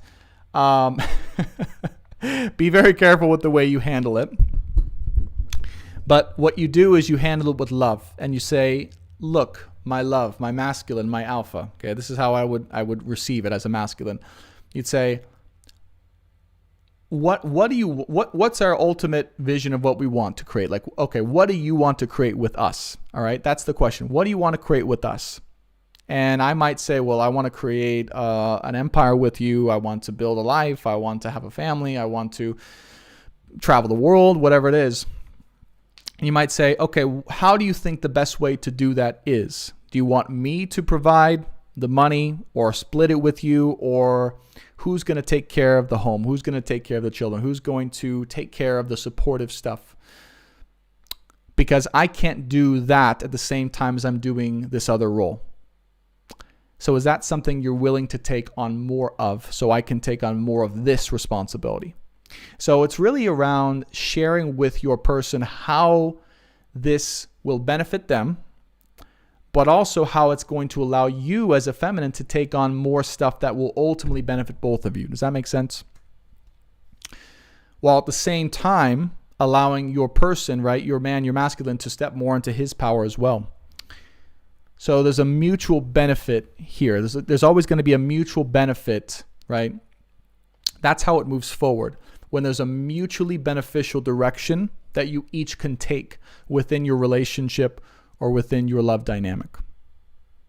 Okay, meaning if this shifts, my love, if this shifts, it will allow you to rise, be more successful, and be more of the alpha that I know you want to be, and it will allow me to be more of this feminine, and together in that way of being, we both can go farther. Because right now it's unsustainable. If we both don't know our role, and we're both trying to be the same frequency, not only is it repelling us apart at times, but it's not going to be able to create a long-term empire together. Okay. All right. Abby says, but the initiation of the conversation, you're saying that's a feminine move, or is that masculine? That right there, very good question, Abby. Very, very good question. When it comes to a masculine not stepping up, because the feminine knows, here's the thing, feminine knows the true potential of her masculine, a masculine. The feminine always knows the true potential of her masculine, like what he can be doing that he's not yet, what he's refusing to step into that he hasn't yet because of fear, because of wounds, because of conditioning, whatever. She knows that. That's her gift. And if it's her gift, it's her opportunity to help and to shine. Therefore, it becomes the feminine's job when it's about helping her masculine to be empowered, helping her masculine to step into his role. Okay? So if a masculine's not seeing this, if he's just going on and doing the things that are making him subpar or sabotaging parts of the relationship or the long-term situation, and you know this as a feminine, yes, it becomes your role to help empower. Here's the thing. If you're going to commit your energy, your life, your femininity to another man, you want to make sure he can lead you, right? You want to make sure he can provide for you. You want to make sure he can take you all the way where you want to go as a feminine, right? So if he's not currently in a space where he can do that, that's where you got to demand more of him. That's where you got to demand more of him. Now, some of you, and I'm not saying for everyone, so don't get fearful of this, some of you might be in situations where your person, your man, just isn't ready to step up, just isn't ready to step into that role. And that's okay. But feminines, you got to know, hey, if this man's not ready to step up into all he can be or what I personally need as a feminine, then he's not my man. He's not my man. Okay? And again, I'm not saying that that's the case if your man hasn't stepped up or if your alpha hasn't stepped up into his role. Not saying that's the case. I'm saying it takes a conversation. And if he's not willing to look at that or realize that, then hey, if you're feminines, you don't got your whole life to wait around, right? You got to find the one who's ready to go, ready to go. I'll tell you really quickly, just to put in perspective, this isn't about me, but with Paula, I mean, there was an immediate, like, I was like, it took me a little time because I was healing from my last relationship. But once things got moving, it's like, I went to Florida, I picked her ass up, I said, we're moving to Arizona, and we're moving in. And that was it. And we did it. So that's the energy that, hey, if you're not getting that as a feminine right now, it's time to demand it. And alphas or men out there, right, if you're watching, I don't know how many men are watching, but that's the energy we got to be in. And if you're not ready to be in that, if you're not ready to do that for your omega, for your woman, hey, you got to look at whether she's the right one. Okay? All right, Sammy just said, thank you, Brandon. You just answered my question. Okay, good. Betsy says, I kept asking mine to step up. He refused. We are divorced. There you go. So look, and thank you so much for Betsy, and I'm really sorry about that. That does suck. It really sucks. But that's the truth of how it will end up if he doesn't step up. You guys see that? Because feminines, you got to know your worth. That's the truth, is feminines, you got to know your worth. You got to know that you're worthy of a man, of an alpha taking care of you, taking you to where you both want to go and leading you. Okay? All right. Malibu says, works both ways though, 100%. And Malibu, I'm not sure if you're a man or woman, alpha, omega, doesn't matter, but 100%, because here's the thing, if the alpha, right, if the man's going to do that, if the man's going to take you and provide and do all those things, he's got to know that as his omega, you're also going to support him emotionally or support him in the ways he can't satisfy himself, which also includes sexually. So I just got to say it, right? Because as men, we bond sexually, okay? We bond sexually.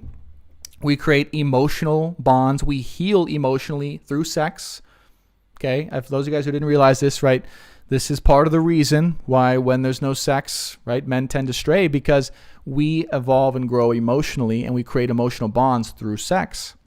Now, that doesn't mean that, as a feminine, you should do that to manipulate men, because that's also a possibility. But again, there has to be that give and take. All right, it has to be that give and take. So yes, Malibu says self-love is the key. I totally agree with that. Okay. All right. Peggy says, if you're not stepping up, leave him. Don't waste your time like I did for 11 years. Well, Peggy, you got a lot of patience. I would say more so than most feminines. But look, most feminines, most omegas, this is why we're talking about this, are very loyal. They're very loyal. They're very patient. And if they're not right now, they were in the past and they were hurt by someone who didn't step up. And that, look, that sucks. And I just want to send love and compassion to you guys who have gone through that, especially feminines here. Sorry, can I request being in your box? Really, really sorry for asking. Kaza, don't worry about it. Go ahead and ask it. I don't know what question you have, but go ahead and ask it. Okay. All right. Mama Mia says, I was patient for 30 years. 30 years. So some of you guys, so patient and so loving. And I just want to just reward yourself for that. Just see that you're willing to be someone's omega, someone's support for that long. What you can do with the right alpha energy, right? What you can do with the right alpha by your side. Okay, Betsy says 12 for me. I kept trying. So I just want to acknowledge you guys out there for being loving, being patient, supporting your alpha. And even though it didn't work out in that way it was supposed to work out, it was also a lesson and a healing that you now had to go through to say, all right, even though I lent my omega support energy for 20 years, 30 years, and they never stepped up, it doesn't mean I should pull away. It doesn't mean I should pull my energy back from the right one. Because with the right person who's willing to step up into the alpha and to receive the omega, man, it's like worlds upon worlds can be created, right? Empires, abundance, wealth, and true love and true happiness can be created through that dynamic. Okay? All right. Blooming Path, I think she wants to come onto your live, Brennan, and has sent a guest request. Oh, really? I haven't gotten any guest requests yet. I think I'm not sure if she asked it in a question here, but I didn't get a guest request. But Kaza, if you want to ask the question, go for it. You have full permission. Either ask it in the chat or ask it in the Q&A, because I want to answer you. Okay. All right. Good. Okay. So I don't know how we got onto all this stuff. I think it started with me going on an omega rant, the value of the omega here, which is great. I think maybe it was time for the omega. Okay, Kaza says I have sent it. So let's see what Kaza's question is. All right, I don't see it, Kaza, in the Q&A, unfortunately. I'm not sure if you asked it in the chat earlier or something like that. But if you don't mind, if you could send it again, maybe as an official question, or just in the chat again, I'll definitely read it. But I don't have access to it right now, unfortunately. In the meantime, I'll wait for your question. Please try to send it to the Q&A. I do want to answer it. Let's continue looking at the astrology and just see what's going on. So all that stuff, okay, around Alpha, Omega, the healing, the Lilith, all that stuff. Oh, the guest request. Okay.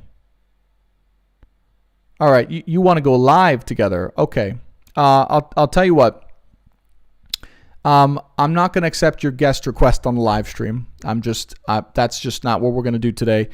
But if you want to ask your question in the Q&A, we can read your question out loud, okay?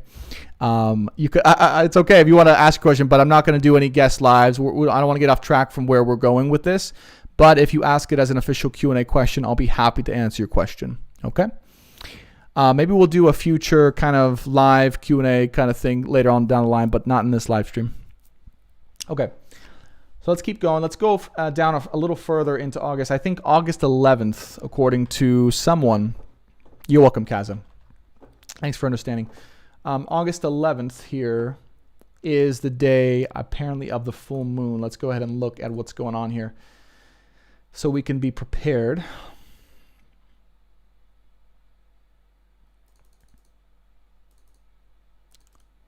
All right, so I'm just fixing the astrology here.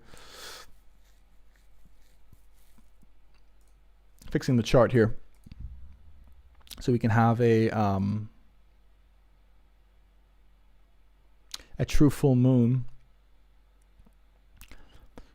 Problem is I keep losing the moon here, so I'm like, where did the moon go again? Oh, there we go. Okay.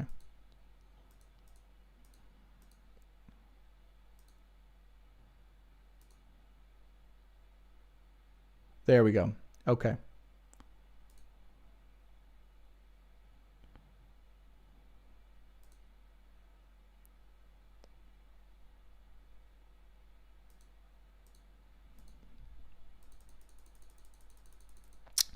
Hold on. Oh, gosh, of course.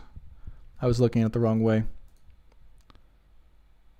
Okay, there we go. So, full moon is in Aquarius on the 11th at 19 degrees here. So let's go ahead and take a look at this full moon. So full moon chart is on YouTube for those of you guys who are watching. I think it's, there we go. We're changing it around. And this will be the last thing, and then we'll just finish out with any more Q&As, including Kaza's question. Okay. Abby says, thank you for all this, Brandon. So helpful. You're welcome, Abby. And really good questions. I'm really glad you asked these questions. A lot of people probably want to know, hey, if you're with a man, alpha energy, right? And he's not stepping up. How do you do it? Okay. So full moon's in Aquarius on the 11th around 7 p.m. Pacific. Okay. And this is an MST chart, but in Arizona. So it's the same thing, Pacific time. Now, full moon is conjunct Saturn on the 11th of August. It's going to define a big closing point in August, redefining of our life, our direction, our purpose within current society. What I really feel intuitively with this full moon is because things and paradigms are falling away around us in society, it's like many of us are seeing so deeply through the facade or the illusion of what we thought was true about society, about the government, about our normal day-to-day lives, that we're having to completely melt down and redefine our own lives because our old way of being, our old way of living no longer suits or no longer really fits in with what we're realizing about society and the meltdowns and the things that are changing all around us. So this full moon, and we're at 144. I keep looking at the YouTube stream at angel numbers, 144, and the YouTube amount of time we've been streaming. It just really represents like, all right, now that society is actually officially changed, and now that it's actually officially way different than how and what it was before, how do we fit into that now? Like, how do we as individuals fit into that new society?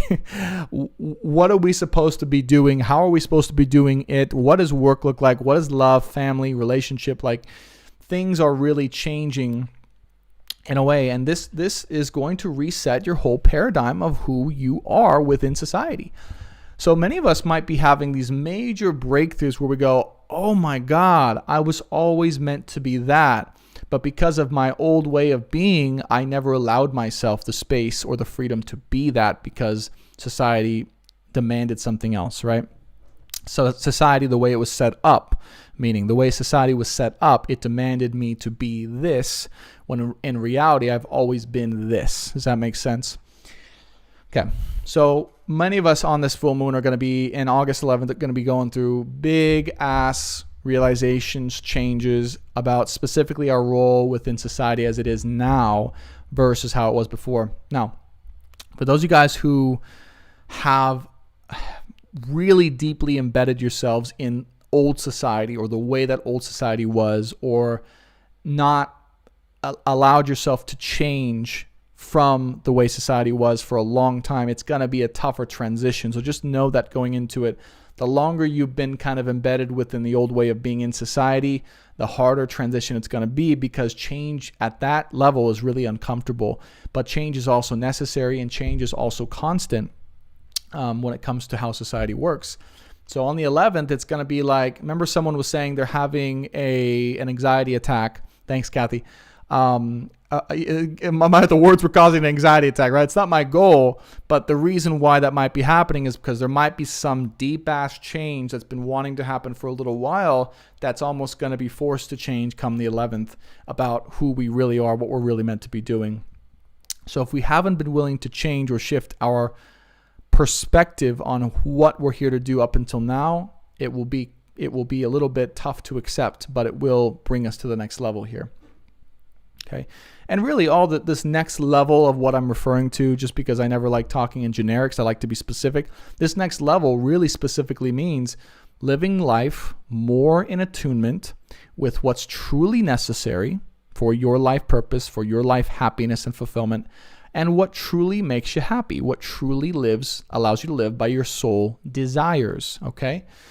Again, it goes all the way back to the original channeling of pay attention to what your passions and your passion projects are, and how those things could become very significant for you and potentially generate you the income you need to live for the rest of your life.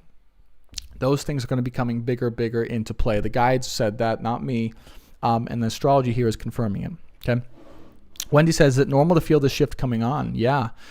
It is, especially if you are really working to be more aware of what's going on in society, energetically, and most importantly in your own body. Okay, so yes, just get ready. Lot's going to change after August 11th. I know every full moon lot changes. This one's big because it's in Aquarius and it's conjunct Saturn. Okay, so again, big ass societal karmic changes. Saturn represents society. Saturn represents karma. Saturn represents societal rules and status quos. All right. So big ass changes there. Now, here's the good news. All right. Kathy says, I'm old, so it's tough to know best ways to transition. Don't worry, Kathy. You are up with the rest of them in terms of being up to date and in tune. I know that still everything's going to be a tough transition, but I know you'll be fine as well, and you got a great path ahead of you. Remember, I saw that great spiritual evolution for you when we channeled for you in that personal reading. Okay, plot of fortune, conjunct the sun, conjunct the descendant in the full moon astrology, okay, on August 11th. So the good news is, plot of fortune in the astrology, it's that little X that you see conjunct the sun. That's like you struck gold. Oh my God, that's crazy. Oh, that's crazy.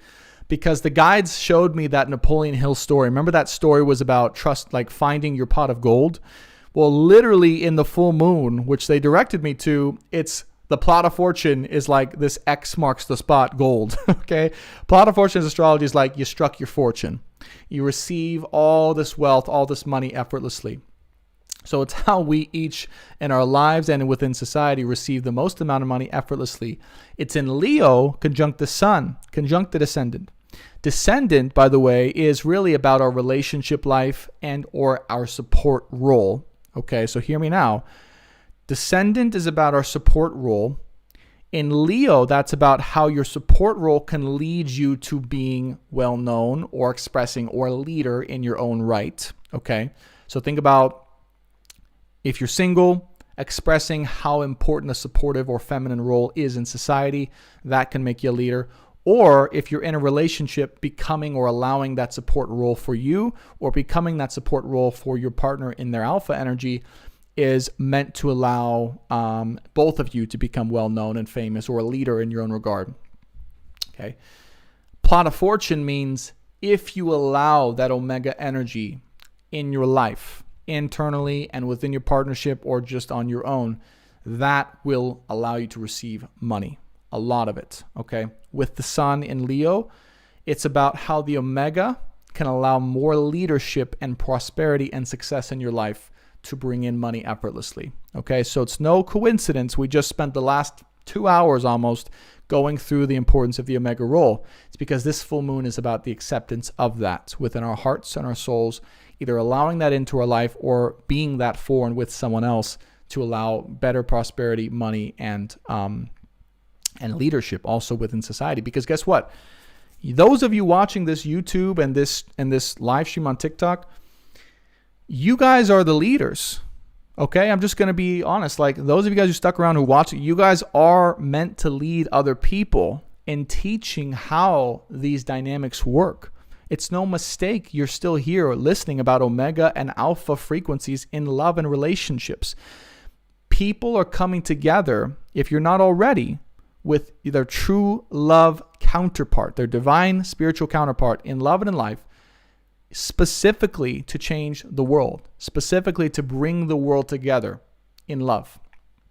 We're coming together on a spiritual level with our divine counterpart, if not now, then in time, if you're single watching this, if you're not already together with them, so that we can lead others to do the same thing, because when we are in that true love and healed frequency, we will change the world. Make no mistake about it. This is about changing the world, okay? So that's what we're here to do. That's how we're going to lead and help others and also bring in prosperity, is by learning about the omega role and promoting that, really promoting that and sharing that with people and saying, hey, it's okay to be omega. It's okay to be feminine. It's okay to support someone else as they shine.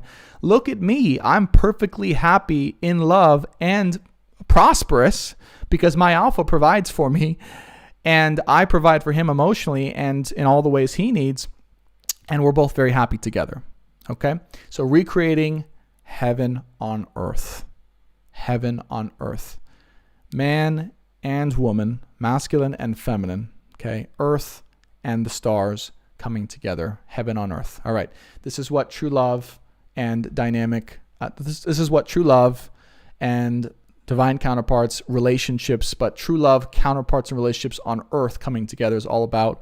And again, I want to emphasize, if you're already in a relationship watching this, you are meant to lead the way. You are meant to learn about these dynamics so you can help others to learn how to navigate, how to heal, and how to come together so we can all change the world. All right.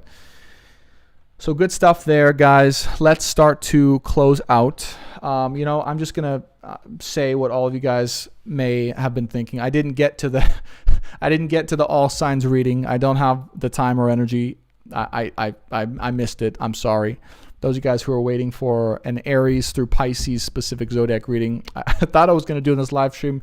It didn't happen, and that's okay. I just went with the flow. But I am sorry if you were waiting for that.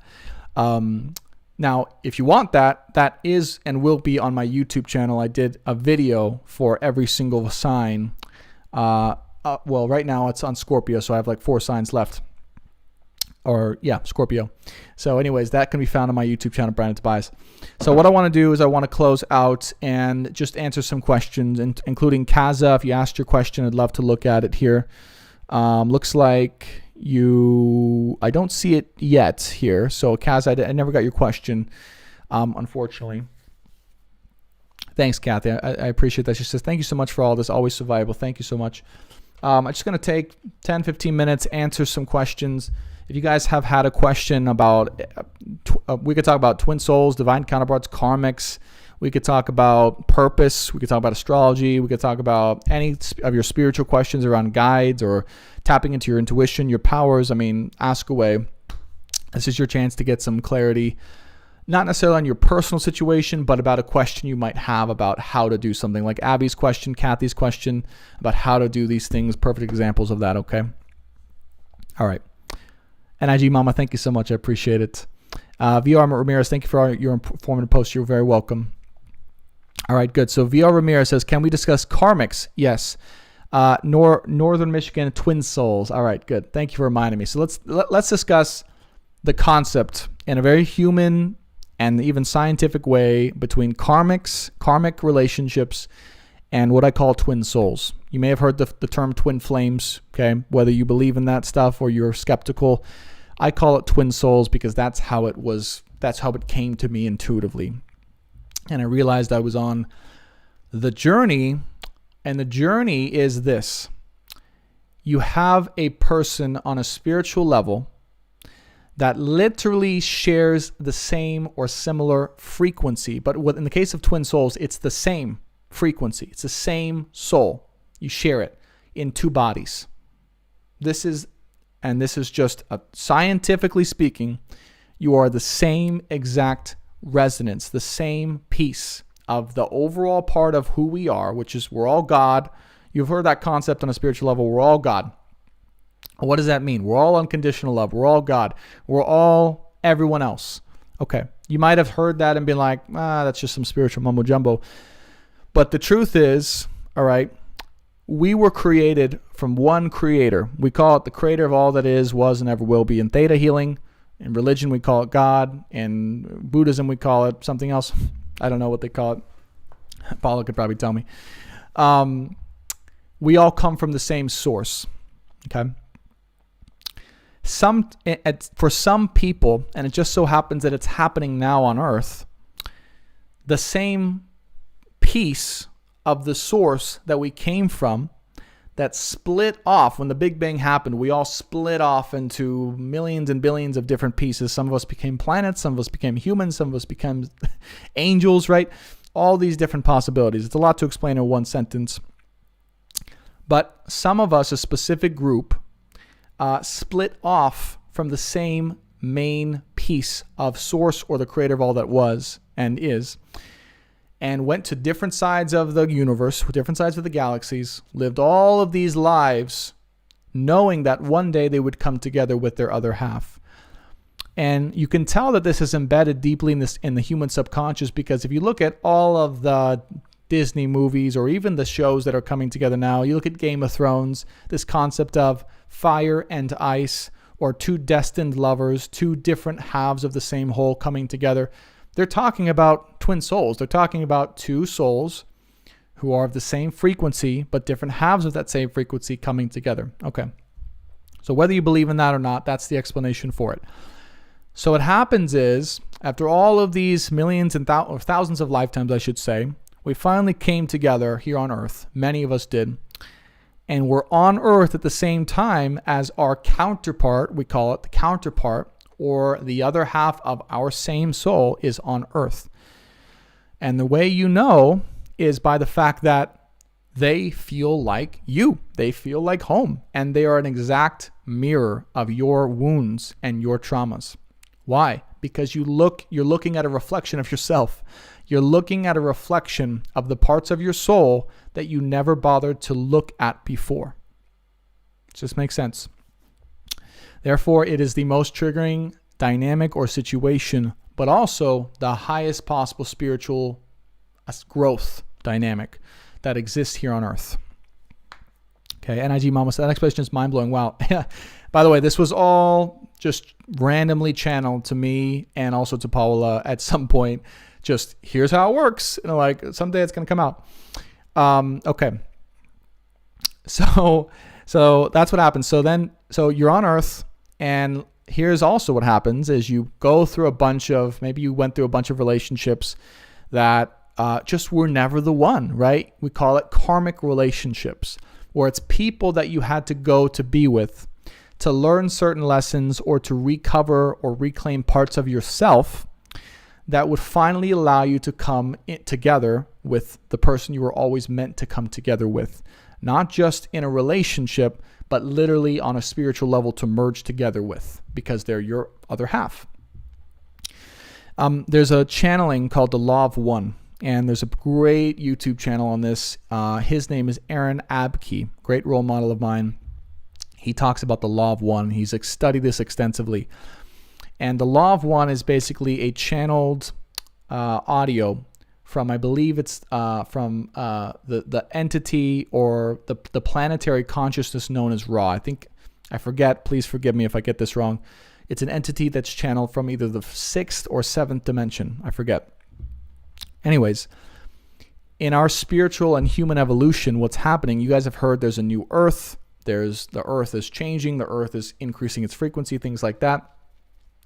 What's happening is, as the Earth's frequency increases, okay, as it gets higher up, it starts to go into a higher dimension.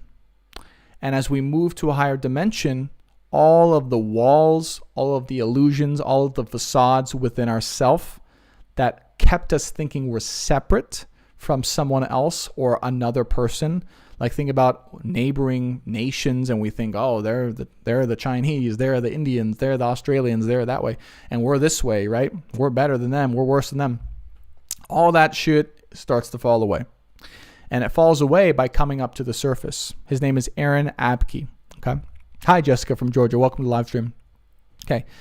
As that happens, we start to see through the illusion. We start to realize we are all literally coming from the same creator. And we start to magnetize the part of ourselves that we split away from so long ago.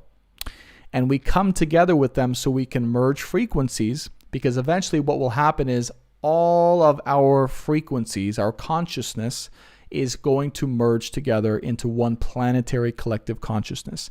Now, if that sounds insane to you, I don't blame you, because that would have sounded like a load of crazy bullshit to me 5 years ago, and that's okay. I'm not here to convince people, but what I can say is, if you're skeptical, you can go look up experiments where scientists have identified there's an actual collective consciousness that belongs to all animals on the earth and all humans on the earth. And I might screw up this experiment or reciting it, but I think it's important to try. I believe they did an experiment with monkeys or some type of animal where they bred this certain type of monkey or animal, forgive me if I'm wrong, to believe a certain thing about food or to be habituated in a certain way. And they did it the same, right? They observed that there was the same behavior, the same belief on all the different animals across the world with no communication.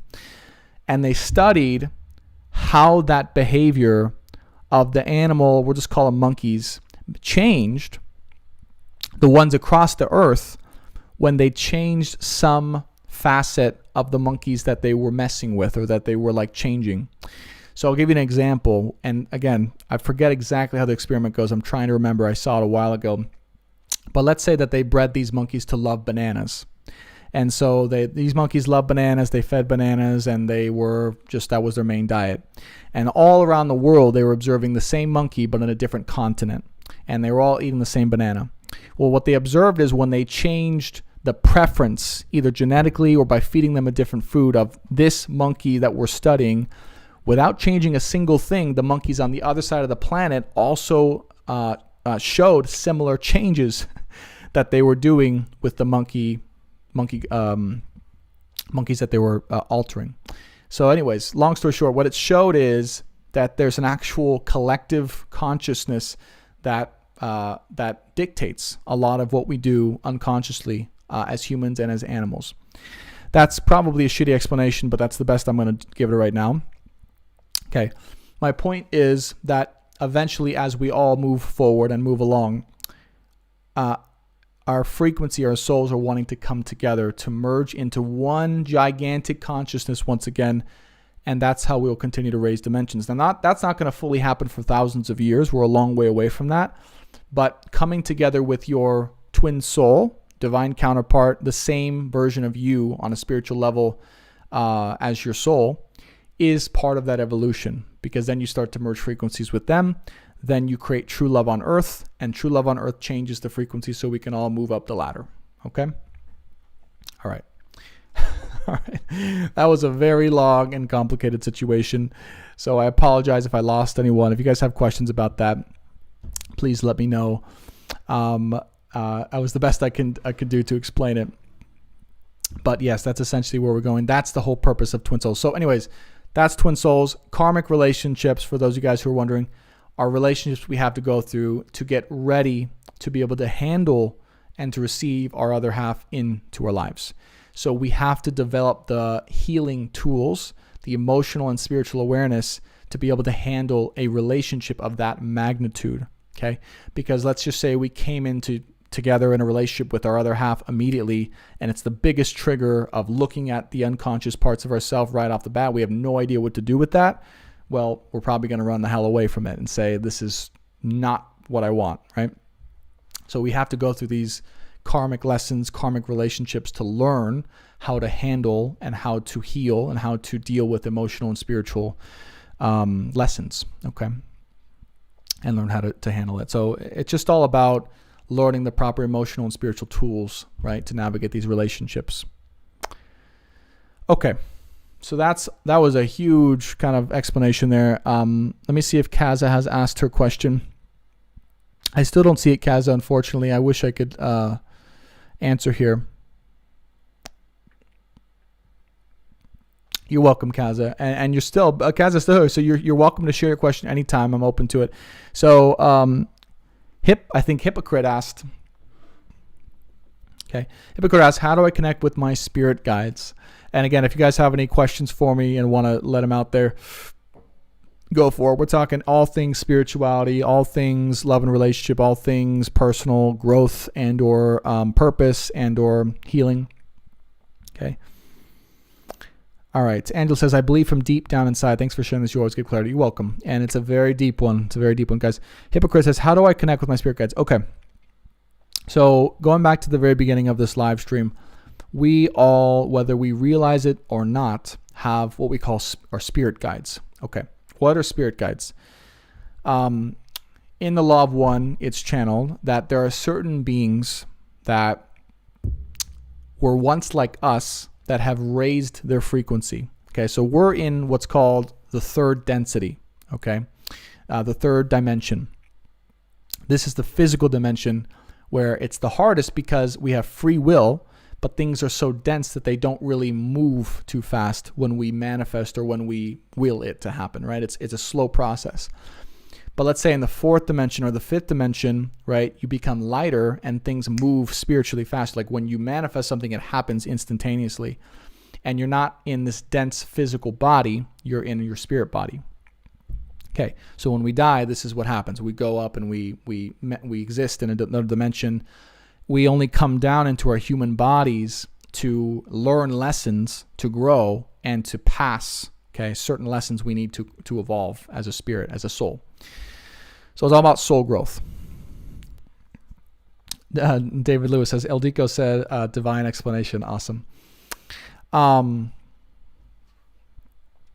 So what spirit guides are they're higher level or higher dimensional beings, okay, helpful beings that were assigned to us, okay, either from birth or assigned to us at certain parts of our life that exist in a higher dimension that come down and help to guide our way by like putting helpful messages into our intuition or into our soul, by showing us certain numbers or certain signs at a certain time, by doing things in our life that guide us to making the best decisions for our overall soul purpose or to learn the lessons we're meant to learn.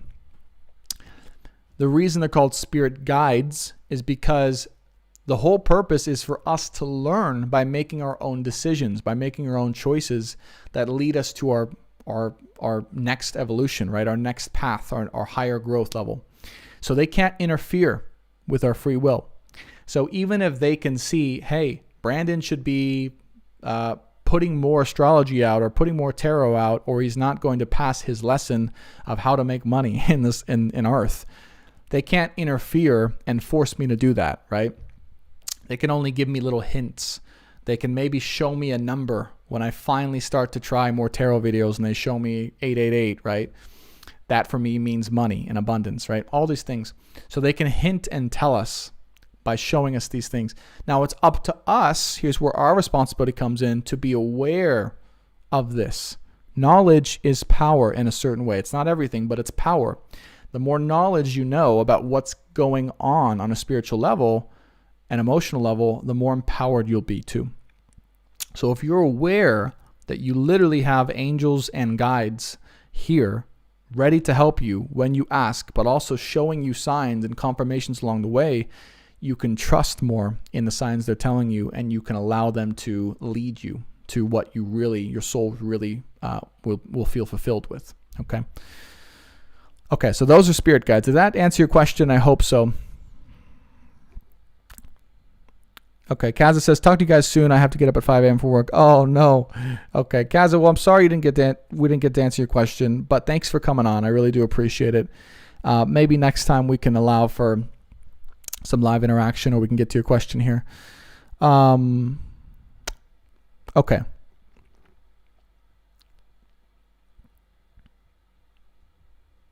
So we have another great question. Let's see. So CJ says past life connections, and you feel it maybe could be possible to be your twins.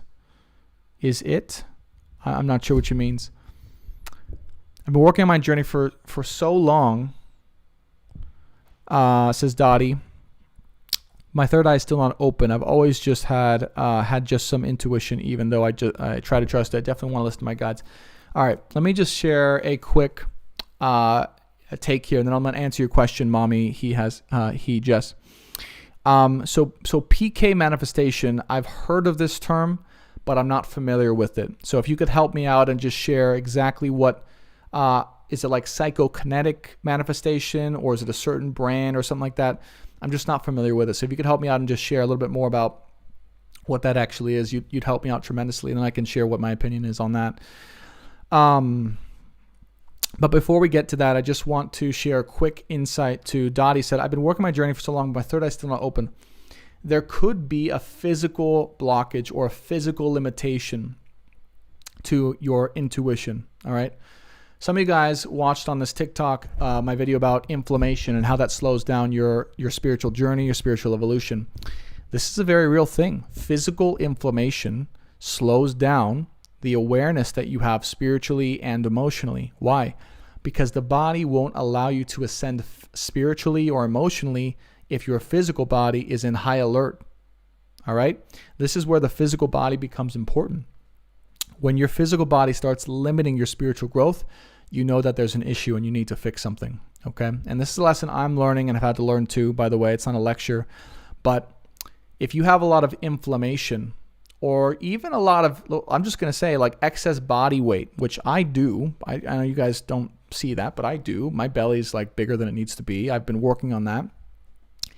It limits your ability to grow and ascend and be in your purpose spiritually and emotionally, okay? Because your body will, it will enable or turn on certain limitations, okay, before you, so that you fix something first. All right, so you can only fix what's going wrong first before you grow any further down your path. Does that make sense? Okay. Am says 311 says, so glad you're talking about this. Systemic inflammation from mold illness. Perfect example. If you're in a house that had mold, or you had a ceiling with what's that stuff, the styrofoam stuff, right? I forget what it's called. My brain is. It's time to end the live stream because I'm getting worn out here, but a little bit more. Things that are causing like an inflammatory or high alert response within your body.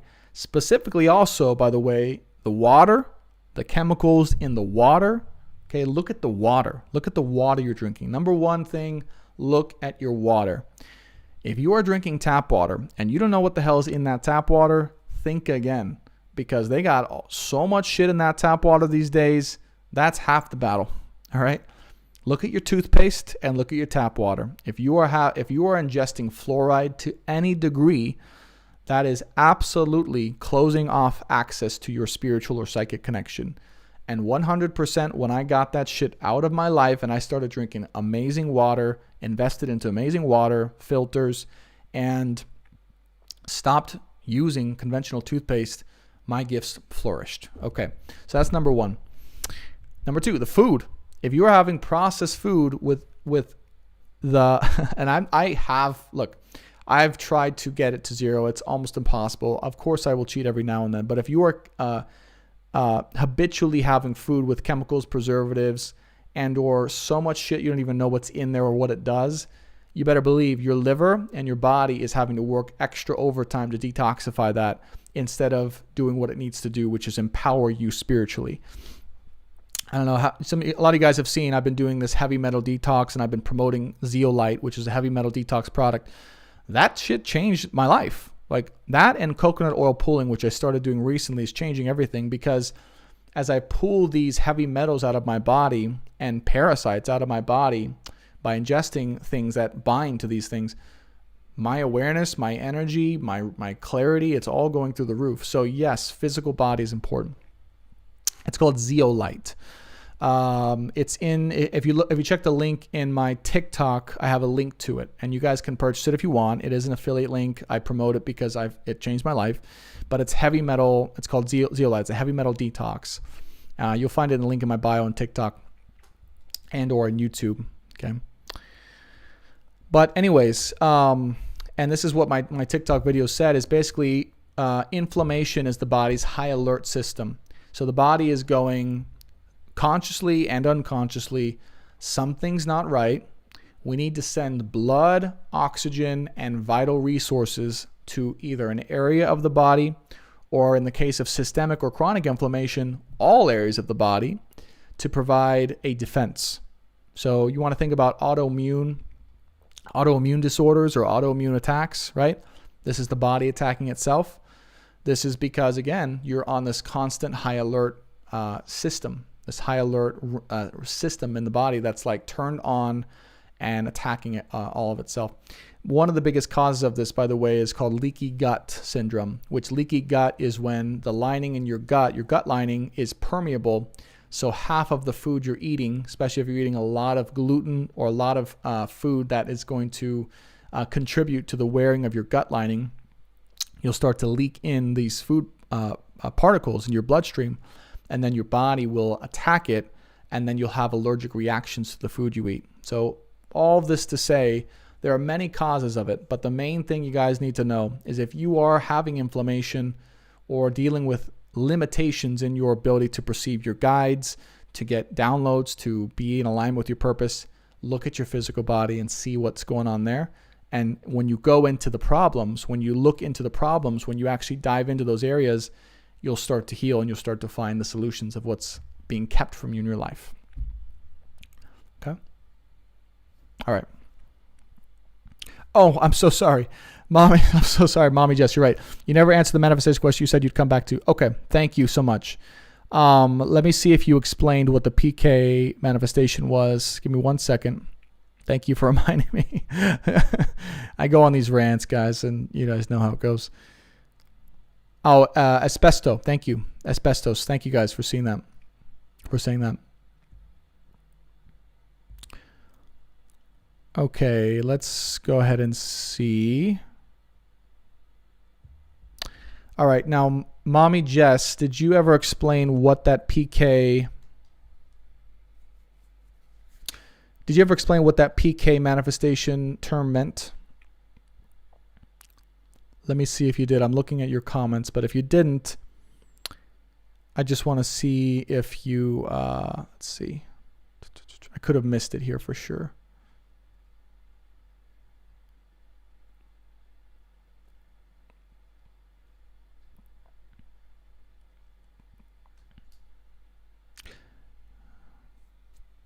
You can't spell. Okay. If anyone else knows what she's referring to, I'd love to answer a question. PK. What are like? Is it like stand for psychokinetic, or is it a certain type? She said PK manifestation and or attacks. Okay. Psychokinesis, like psychokinetic attacks and or manifestation. Okay. Psychokinetic attacks. Okay. All right. So the first thing that comes to me, and I'm just going to ask the guides for guidance on this because I'm really not familiar with this, is they're showing me, to clarify what this is, they're showing me people who can, from their mind remotely, either influence or hurt or change circumstances remotely from across the world. Okay. Let me know if I'm onto something here. This is what they're showing me. They're showing me an image of people going like this, and then like messing with someone's circumstances, either harmfully or something like that, through their will, through their manifestation. Do I believe this is a real thing? Yes, 100%. Do I believe it's anything to be afraid of? No. But I do believe it's important to be aware of it, and I'll tell you why. Some people don't have, okay, thank you. Some people don't have control of it as well. Yes. All right. Okay. All right. You just opened up a whole can of worms. I hope you're excited for this. This is going to be a big rant here, and then I'm sure my energy will, run out at some point. So, two things. There's two things.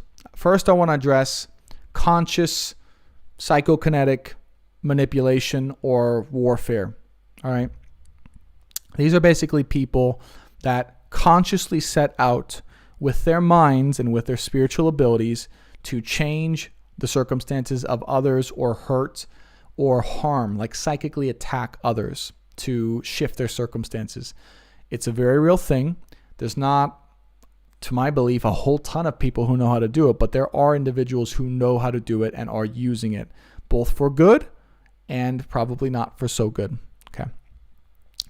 Now, the reason I say it's important to be aware of this, as Mommy Jess pointed out, is it is possible for people with naturally occurring psychokinetic powers to unconsciously use those powers to affect the life of someone else negatively.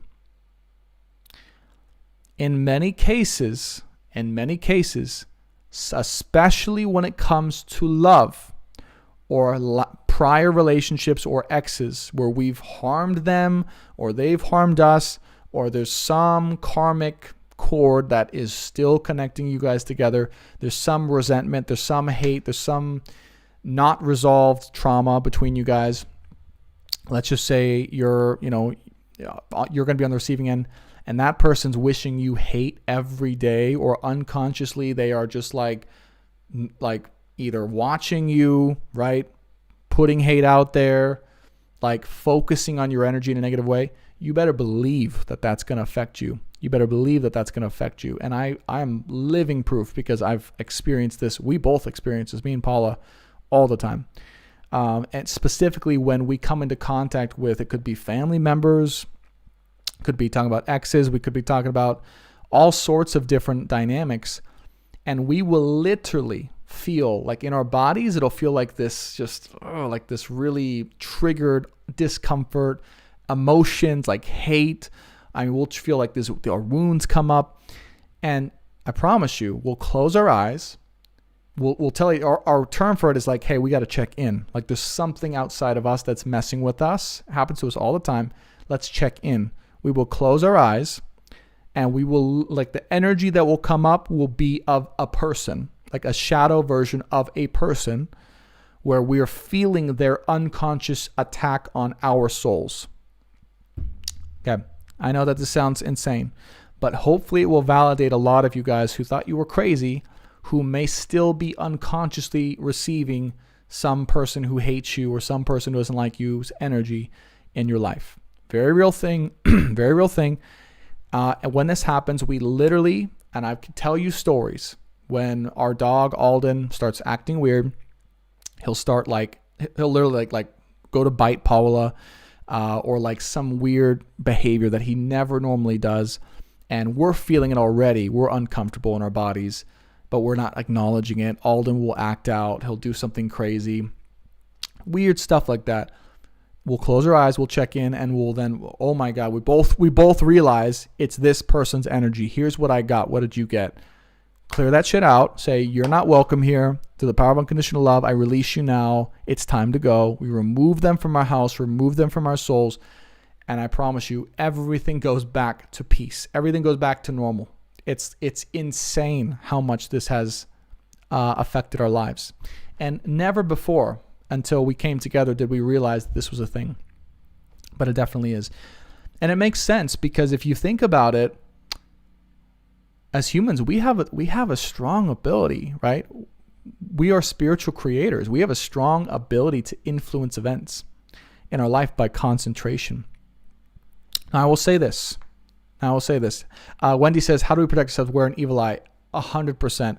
By the way, it used to happen to me all the time on these live streams. Some of you guys have been witness to times when my computer would act so crazy and we'd be under attack, probably by a viewer that really didn't like what I was saying or unconsciously was spewing hate.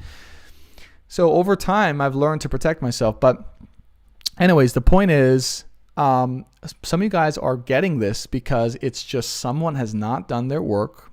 They were connected to you, and that unconscious energy is still affecting you. Okay. Now, if that's happening to you, if you feel that could, Natasha says, can it cause us to suddenly feel anger or sadness that you can explain? Yes, 100%. Is it always that? No, because I don't want us to start, using that as a scapegoat. But many times when we're perfectly fine and happy, and then boom, something shifts, we start feeling super weird, angry, sad, and we just have a certain person or a certain energy in our mind that keeps popping up. That's because that person is unconsciously, 99% of the time, sending that. Okay, I'll just give you an example, just in case, just to really show this home, because this can happen with even people that love you. Right? Let's say you have a strong connection with a family member. Okay. Again, this is totally hypothetical. This is just making this up on the spot, but I want to make sure it makes sense to you guys. Let's say you have a strong connection with a family member, like you grew up with a dad, right? Your dad or your mom, you were very closely bonded with them. And when you try to move closer towards love, right? That bond that you had with them, it was so strong that they unconsciously didn't like the fact that you were leaving them or moving to be bonded with someone else other than them, right? This is the kind of a codependent or enmeshment, classic enmeshment wound that I work with my clients with a lot, okay? It's a very common thing. Well, even though they don't mean to do so, your parent speaking, when you start to make shifts towards who you're meant to be with, or your life away or separate from them, that unconscious energy of attachment might rise up and affect you because they're unconsciously focusing on that energy. Does that make sense? And that energy might it might feel anxious, it might feel scared, it might feel a lot of hate, right? But that's how you can, be. Now, I will say this. The only way that it really can be effective is if you still have vulnerable parts of you that are open to attack. Okay, what do I mean by that? Let's say that let's say in that example that there was still a part of me that still was scared to leave that parent. Okay, let's just, as a hypothetical example, let's say that there's still a tiny part of me that hadn't fully released the bond from my parent. Okay. And that parent, when that wound, that karmic wound or that attachment bond gets activated because I start to leave the nest or I start to go off and live my own life, that energy can reach me from that person because there's a part of me that's still open to it or still vulnerable to it. Does that make sense? Okay. So you guys got to know that, because it's not like we're just vulnerable to this attack. It's that these things happen so we can know where to heal ourselves and seal our wounds. Okay. All right. Empath is a big part of gift. Yes, it is. It definitely is. All right. I'm an empath and can I control it? Yes. It's very strong in some people. And it's definitely the biggest lessons that empaths have to learn is boundaries, for sure. Boundaries for sure. All right. Crystal Marie, can the person that has passed their spirit do that to you as well? Absolutely. Yes, absolutely. All that happens when someone leaves this earth and they go into the next dimension, or they don't, because sometimes if they have a lot of darkness, a lot of hate, this is when you get lingering spirits on the earth because they're stuck in that hate. And what happens is, and Dolores Cannon is another amazing channeler, channels all of this, but she channels about if you have a spirit that is, let's say, a murderer or a rapist or someone who is just so wounded, right, that they haven't healed. So they're not able to go on to the lighter dimension until they heal those wounds. So what happens is they get stuck on earth. And those energies, right, that spirit energy affects the people who go into that environment with that spirit, right? So same thing with people who you had a connection with when they were alive. They died. There was still some karma between you guys. 100% that can affect you. And in fact, in my sessions, we go through that all the time, like wrapping up karma with people who have passed so that you guys can both move on. Okay. Because of the sickness, I cannot even work. It's that bad. Well, Mommy Jess, I would say, number one, if you're an empath and if you are sick, likely you're sick because you've taken on way too much from other people and you have to call your energy back. And all you do to say this, and this will change a lot of people's lives just by saying this, and say, I release this person's energy from my heart and my soul here and now. It no longer belongs with me. And even today, I have to do this sometimes with people who have been in my life, who still have unconscious wounds that they haven't, fully settled, and I hadn't fully settled, that makes it open, and say, no, I don't accept this. I release this energy here now. I call back my energy. And you will see that any sickness you're having that's not yours or from yours, that stems from the emotional, by the way, or stems from their sickness, their wounds, goes away instantaneously. Okay, Kathy says, is it okay to keep some connection with my kids? Yes, it is. This is a tough one. However, part of the challenge as well in this situation, right, and I don't know if we channeled about this, Kathy, but is also realizing where a connection in your life can be loved from afar because of the energetic influence it gives on your heart and the energetic influence it gives on your path. If someone doesn't agree or resonate with your path, but they're a family member or someone you care about a lot, you can still love them unconditionally. But sometimes you can only love them unconditionally from afar, because in order to love them unconditionally, you have to love yourself unconditionally. And sometimes that involves saying no to people who aren't going to deter you from loving yourself unconditionally. Okay. All right. Hope that makes sense. Guys, we are going to close out the live stream here and now. Okay. When I try to meditate and do such, I get physically sick like the exorcist. Mommy Jess, this is just for you before I close out the live stream. I want to make sure you get the support here. Even if it gets strong like that, or it gets to the point where you're physically sick, do it. Go through with it. Don't let it intimidate you. Don't let it stop you from excavating it. And yes, in severe cases, you will get sick. You will feel like you shouldn't do it. You will feel threatened emotionally. Say, no, I'm not taking this anymore. I command through the power, say these words, okay, and it'll change your life. I command through the power of unconditional love that this energy that is not from me, leave me now, here and now, through the power of unconditional love. And I claim my energy back here and now, okay? I sever here now any bond, any cord, any traumatic connection from me to someone who wishes me harm. I sever this connection here and now, and I command that my energy return to me. Okay, that was taken. Any of those, right, will help so much. Kathy, you're so welcome. Hope that helps. Now, if you guys still want some help, or this live stream didn't really answer all of your questions, or you're looking for some healing, I do, and I love doing live one-on-one healing sessions and live one-on-one coaching and healing packages.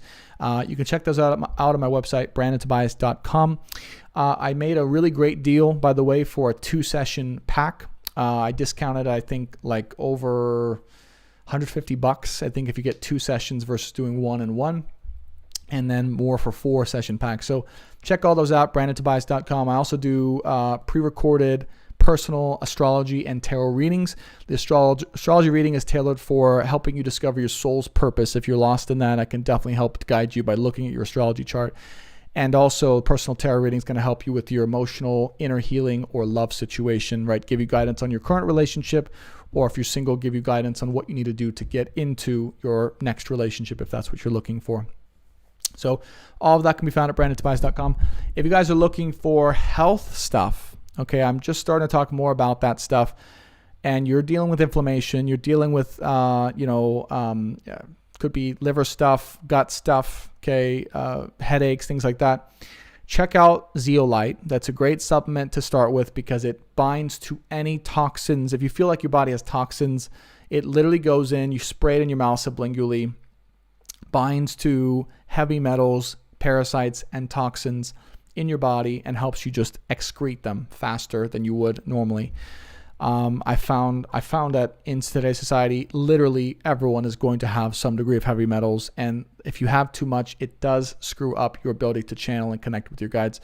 So look into that. It's not that expensive, but I do have a link for it if you guys want to purchase through me. I think you get a big discount for your first month order, and link for that's in my bio. There's a couple of products I put on my Amazon storefront if you guys want to check that out. I don't make much from that, but it's just I'm gathering products that I really use that changed my life. That's also in the link in my bio. And then also, if you guys want your session tailored towards health, we can go there as well. Just know that I heal by looking at the emotional root, because I believe all physical stuff is caused by the emotional in some degree. But then I also help with the physical stuff as well. Okay, Zeolite is Zeolite. Zeolite. Okay. All right, guys. Thank you guys so much for everything. Angela says, this makes me realize how I might have been affecting my kids. I'll be changing some thoughts towards them. I miss them, but I realize I need to be detached from them. Thanks. You're welcome. I hope that helps. Thank you guys again for your support. Be sure to like the YouTube video on my YouTube channel, Brandon Tobias. Be sure to subscribe if you haven't already. We'd love to have you as part of the Soul family and get those continuous updates in love and in life to help you reach your true love counterpart and deepen your current true love situation so we can all collectively change the world and lead us to a new age in love and in life. Check out my website, brandontobias.com, if you're looking for help with any of that. And we will be going live every Sunday at 1 p.m. PST, and you will see that both on YouTube and on TikTok. So if you want to be notified when that happens, be sure again to hit that bell button both on TikTok and on YouTube so you are notified. And if you want to check out your zodiac tarot reading for the week and for either the new moon and or first week of August, those are also available on my YouTube channel, Brandon Tobias, and much more spiritual content like this coming out very soon. So thank you guys again so much for everything. I love you. And yes, Crystal Marie, it's okay if you message me either on Instagram at btspeaks or shoot me an email, brandon.tobias888@gmail.com. I love you guys so much. Thanks so much. And I'll see you next time. Bye for now.